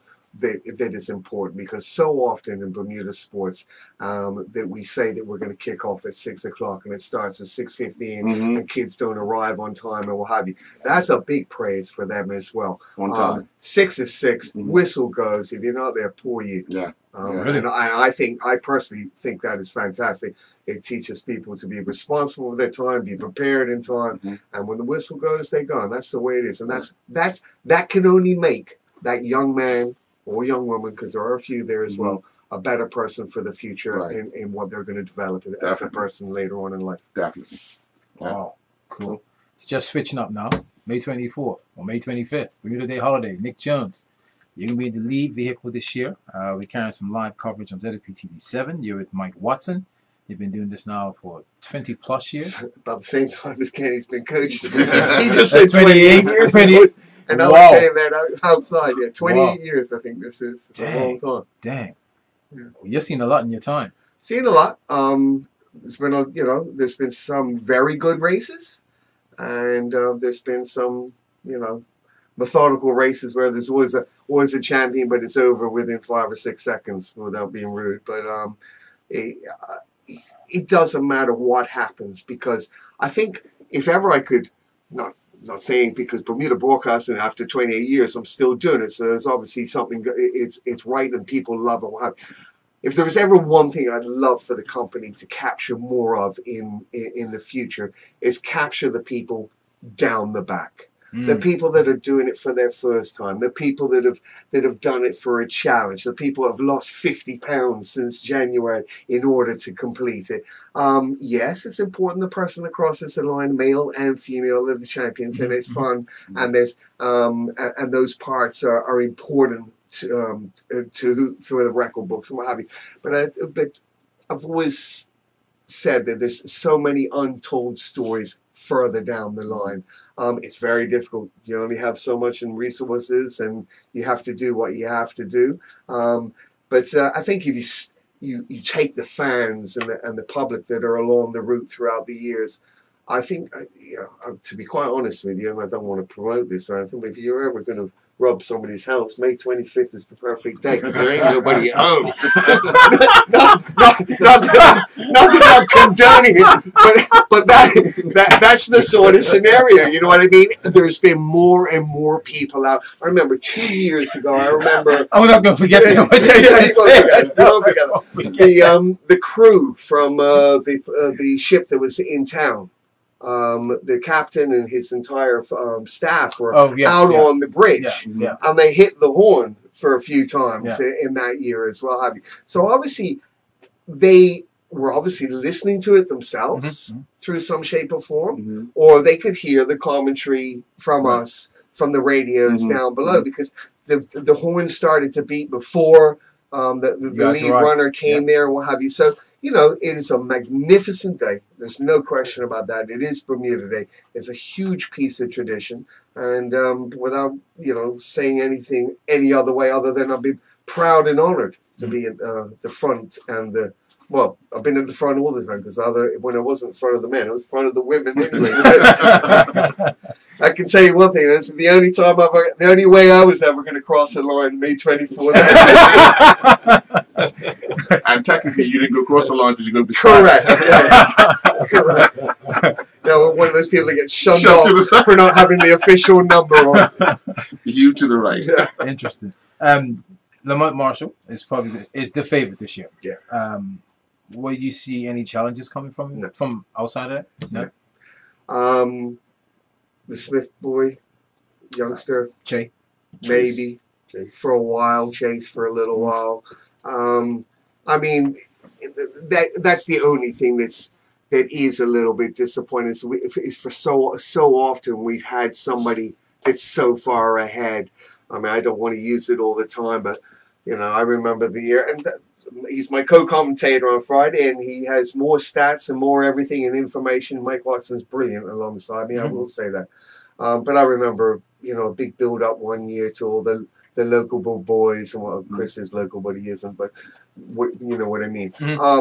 And I was just like, yeah, whatever. He did a 4:45 in the first mile, and I don't think I saw another person after the first 200 meters. Now, without being rude or anything, it's my job to commentate, but there's only so much you can say for 13 miles after that. You know what I mean? There's only so many accolades you can give somebody without looking over to the blue ocean or the green greens or something. Sure. So no, I don't see. I think the race. I think if anything, there might be a bit more fun down in the women's this year. And my intention as the lead commentator is to use Donna Watson and her and whoever her coach Wayne Bean to use them, because I think maybe there might be a little bit more of a tussle down there for a little while. So it'll be interesting. No matter what happens, it's a tremendous day. It's a great thing for Bermuda. It's a great tradition, and long may it live. That's what I can tell you. That's what I'm saying. Yeah. Any final comments, Nick? No, just everybody have a great day on Friday. Be safe. Come out early, because don't rob nobody's house. Yeah, don't rob anybody's house. Come out early, because you know as well as I do that over the years the crowds have become bigger and bigger and bigger, and it's become more, you know. And take it easy, people. So we don't have to put the tape down on Tuesday night. That tape was done like 2 weeks ago. All right, it's unbelievable. I think we're all fellow Bermudas, and if one person's on the other, you could always slip over for a beer and somebody else, or a piece of chicken or what have you. But it is a fantastic day. It's really rivaling up to cup match nowadays. That's how I look at it. And obviously over the last couple of years, the carnivals started to squeeze the juice. That's not too far away as well. So we do have some fantastic traditions in our country, our beloved country. On May 24th, which will be the 25th on Friday. And well done to, I think, personally, well done to as well to the government to tagging it on to a long weekend. I know there were a lot of traditionalists. You remember back in the old days, I was a sailor.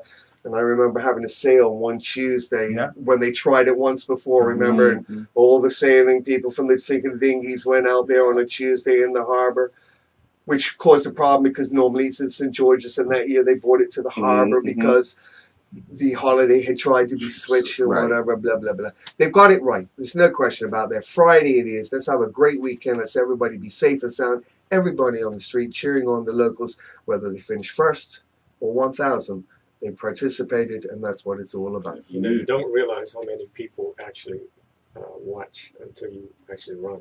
That's true. And it's amazing. Incredible. Yeah. It's incredible the amount of people. Jay was mentioning. Back from trying to do too much. It's the crowd that actually changes your gear. You're right. Jay was saying that when he was running, obviously he's retired now, he was running by Heron Bay, Campbell. He said, man, the crowd just goes to galvanize you, and they come in like off the sides and just come closer and closer, and it just takes you to a whole new level.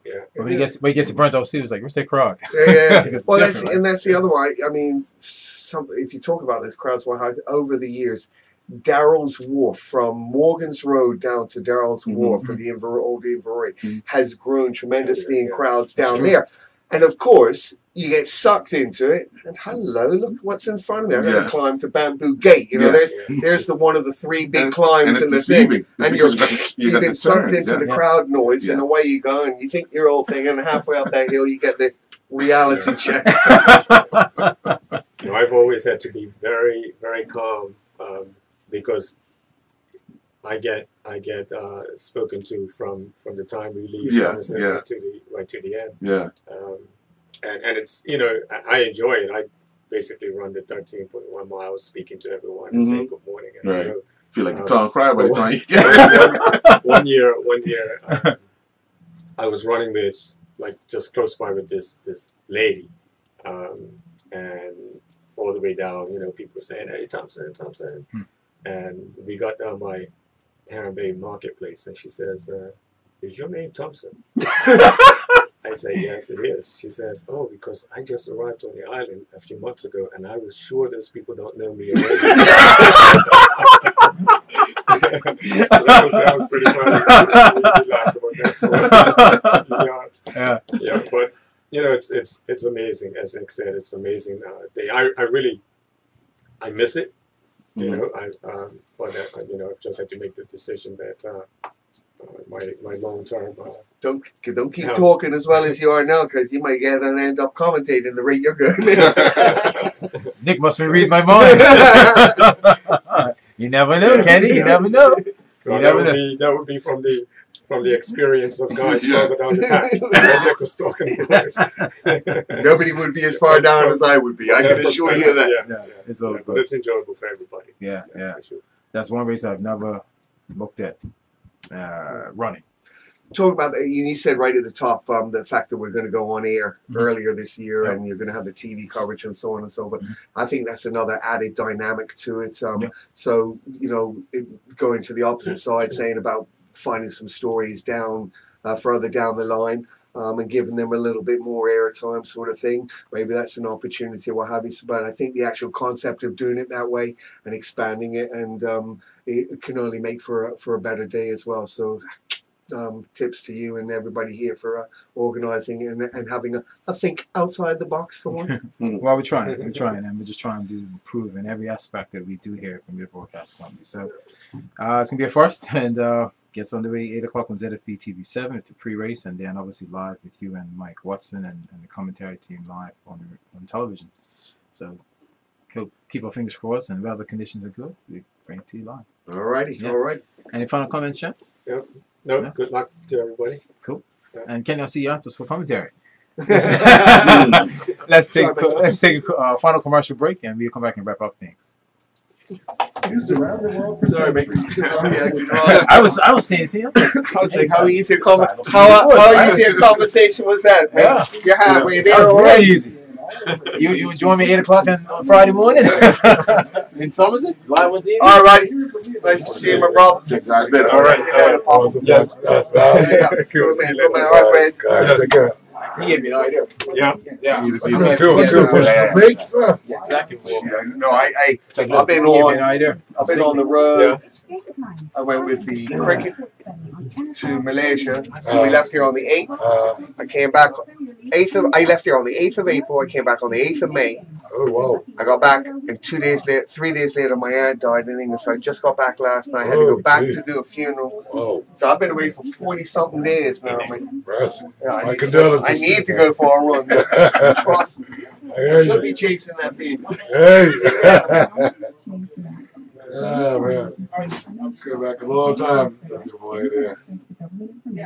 There's some good days when he's whack right here back in the day. An online platform that video notices than others. So we want to know your thoughts about Be Present. And fill out our short questionnaire. It takes less. Y'all might hear still talking about like that was a good day to break us about his house. Yeah. I met him I was him one morning, went over to the shop. This was about maybe last month. Went over to Belvin's. All in the space of like 5 minutes, you know. Came back, was coming down my steps, and there was a fire truck coming down the road. So you know, you hear a siren stop. Yeah. What's that? A fire truck? So I kept hearing this noise. Shh, what's that? Didn't hear it again. So I'm paying back attention to the fire truck. Heard the noise again. Shh. So I got up there around the side of my house. This motherfucker's trying to break in my house. What? I said, you must have a fucking death wish today, bro. Oh, it is? Yeah. Oh, man. Don't worry about it. Yes. You added it? It was live? Yeah, live. Don't worry. Mark caught me 2 weeks ago. Oh, yeah. Caught you. Yeah, 3200 coming up. Now, back to Inside Sports Talk Radio. Inside Sports Talk Radio on Power 95 FM with host Ian Rollins and co-host Earl Deason. And welcome back to Inside Sports Talk Radio. Wow, it was an exciting show today from 12:15 to 2 o'clock. As you noticed, about 10 past 2. We even forgot we forgot to give you the trivia question, but we'll save it for next week. So yes, you can win a trivia question with us. Please accept our apologies. The interviews were so interesting and history being made about the annual 109th Bermuda Day Marathon and Kenny Thompson, Nick Jones, with Earl Basin. Even Roddy gonna talk about running one day. You never know. It could be 2019, 2020. Who knows? You know. Running down the hill. You never know, right? Walking back out. Maybe even crawling. Sure. Yeah. Sure. But it was just so much valuable information that you couldn't even say, look, stop talking. Let me put a trivia question up there. Jay explaining the years that he's put in, the pounding he's done, and he won the race last year. Didn't care about the time. The fact is that, you know what, the monkey's off his back and he won. And that goes down. You can't take that from him. Yeah. He won the race. Doing better than us three put together because we never ran the race, So, everybody's got a part to play then. That's right. We play our part. So yeah. That's true. Yeah. And then you look at Lamont Marshall. He's put the challenge out there. He wants to come under 110, right? He's won it once, but his thing is, look, this year I want to go under 110. So it's interesting. And then if his father Larry saying, look, this is the tactic. The tactic is to run for like 20 per mile, and that would give him maybe 119 and change. 109 and change. And so it's amazing how these guys have put this event together regarding tactics for running the race, and they ain't shy about it. No, they're good. They're good. Flat out, right? Let's see if the plan can be executed. Because that's all part of it. And as Jay was saying, you could be feeling good from 1 to 3. 4, something can change. Yeah. And then how do you manage that? You know what I mean? Right. Where if he does go the 5:20, the first 3, and then he starts to feel a little something, and he pulls back a little bit, does he then say, you know what, I still want the record, or do I just go for the win? You have to be in the right frame of mind in order to do that, because you might say, I still want to go for the win, and then everything just explodes on you. And you have to be, especially, see, they might be relaxed, but there's now more pressure. You know why? Because they've talked about sub 110. Yeah. So much that the pressure's on to go sub 110. But you know what's funny? And you know this from your experience when you was in sports. Some people can handle it. Oh, yeah. You want to put a challenge to yourself. And he's the Marshall brothers are one of those. You want to put that challenge out there for yourself. Yeah. Becomes like an expectation. Right. Exactly. Right. Yeah. But as we all know in sports, if you dangle that carrot, you leave yourself open for anything that you might fall short of. And you're exactly right. Yeah. But I'm hoping that he's able to accomplish it, because I think he's put himself in a position to be able to do that. Yeah. So, hopefully it all comes together. Yeah. And it works out. And I think Kevin was saying that his time was 109.58. They were saying that Kevin Smith's time was 109.58. Right. So that's very interesting. Yeah. Very, very, very interesting. Yeah. Good afternoon, gentlemen. Good afternoon, Arsenal. How are you? Just thought I'd say that to the Arsenal. Oh, you're looking for a new manager. I forgot. Nevertheless, but look, it's going to be interesting to watch the 109th annual Bermuda Day Half Marathon. As Bermuda Broadcast Company, we'll bring it on Power 95 Radio and Center PTV7. And our Basie will be there with us as well. And he's going to give us updates on the cycle race. Your day is full too, man. Nah, man. No? It's only one event to it. Average day, isn't it? Yeah, one event. Right. To be honest, people take one event as if it's the biggest thing, but it's when you got multiple events. Well, you're right. I mean, it's multiple. It's easy to cover one event. Yeah. Easy. It's easy. Yeah. Easy. Oh, cool. Well, we'll be hearing from you, obviously, updates on the cycle race, who won the race, and what's to be expected. Who's favorites this year? What's that for the cycling? For cycling. Well, interesting. For the men, it'll be 3. Well, it all depends. Matthew Oliveira is returning from Belgium. He just done a 4-stage race in 3 days. He done a 110-kilometer first race day, a time trial second day that was 12.2, and then that afternoon, he done that in the morning. The afternoon, they done 120K, and then day 3, they done 99.9K. So he's done some mileage, but he's got to travel back. I'm not sure what condition he'll be in, but he'll be one of the favorites. Obviously, the defending champion is Caden Hopkins, and I know Dominique Mayo is not going to want to go without having a say. So for the men, it's going to be those three and anyone else that can actually stay on, because it's a very short race. Short race, yeah. And, it's like a quick sprint. Yeah, and most have been looking at how things have materialized this season, and possibly record broken, and possibly somebody else hanging in there and being able to handle that sprint. So we'll see how it plays out. I know those guys are going to want to break away to leave it up to them to decide who's going to be the winner. Mm-hmm. But on the day, anybody can feel good. Now the women's side is a little different. Yep. Women's a little different. I think there'll be a lot of possum play, and we'll just have to wait and see who has the strength coming into town, getting over Queen Street, then up Church Street and making that left-hand turn. Oh, to see the avenue. Yeah. You know, it's amazing that we talked earlier about why Bermudians come out and support the running, Mm-hmm. why Bermudians come out and support cycling on this day. Mm-hmm. And I think it's real easy. We can sum it up. It's because it's Bermuda Day. Yeah. Right? Yeah. So we get to see the finest cyclists, Mm-hmm. the finest athletes in running, Mm-hmm. even the junior runners. The junior runners be on the road. Right. Yeah. Because all 20 of years Bermuda, celebrating Lister Insurance. that's right, Yeah. and sponsors. Yeah. So all of Bermuda gets to support these three major events, Mm-hmm. right? The cycling, the junior running, Mm-hmm. and then obviously the Bermuda Half Marathon Derby. Yeah. And it tells you how we come out and support that on that Mhm. particular day. And I'm glad that it's on a Friday. Right. There's no more excuses. The kids are missing school, or Mhm. parents are calling in sick, and they say, "Well, you got to go to school. Mom and Dad's gonna stay on Yeah. today, right?" So all that comes about, and then you say, "Wow, this kickstarts our summer." Mm-hmm. And that's as we say that, right? Yeah. So it's amazing, and It's legal to go swimming. yeah, it's legal to Yeah. go swimming. And then you just say, all these people as an athlete on at either sport that you're participating in the juniors or the cycling or the running, people to just support you. Yeah. As they were saying earlier, the guy works in my office, the guy I work with or teach or whatever. You know, we did this together, so we're gonna race. And then you have those. Obviously, you have the relays. You have the relay races. Yeah, so it's a lot of challenges out there. If somebody in somebody's office is running, I bet you can do it in an hour and 45. Yeah. And, but those are incentives for those people. And you have other people that just say, I want to complete it just once. Yeah. And that's what they get to the start line for. And once they get to the finish line, they say, thank you, I've done it. See you all later. I'll go and support now. Yeah. It's amazing. So we wish all the competitors all the best. Yep. And may the best man and woman win the race. There you go. There you go.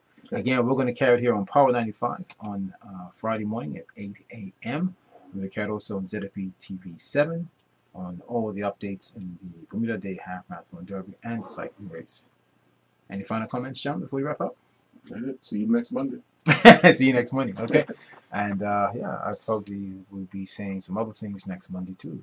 Okay. From another sport. Okay. Hopefully it all goes well.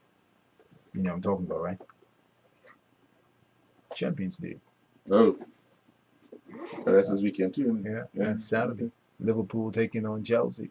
Not got you, Real Madrid. Right? I just said that because Chelsea beat Man United. Yeah. That's why I said that. That's why I said that. Either one. You might be quiet, buddy. No, when I lose, I still give credit to the team, to the opposing. Have to. You gotta be a sportsman. Gotta be a sportsman. There you go. Righty on. Thank you, Brew.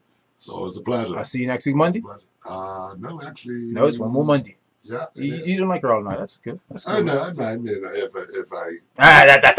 You got you. I got to be. There you go. I'm just kidding with you. I'm just kidding, mate. But I mean, even if I'm not, I can always visit. Yeah, by all means necessary, right? All right. Tell us if you ran the race or not. Because it's going to be a long weekend. I might be stirred. But actually, now that you said, maybe I should run and then I could take some money off. Letting boss know now. Let the boss know now. Okay. Fair enough. All right. Let me know 1 week in advance. Leg, boss. My knee is a little wobbly here, right? Swollen. Okay, you want Monday off. All right. Just not that Monday. All right. I'll tell you what. A lot of witnesses listening. Hey, there you go. Take the Labor Day Monday. How's that? Okay, now everybody heard that now, right? Because we're going to be off anyway. That's why I said that. I'll celebrate it on the Tuesday. Yeah. No worries. All cool. Enjoy the rest of the afternoon. All right, fellas. Enjoy. Go.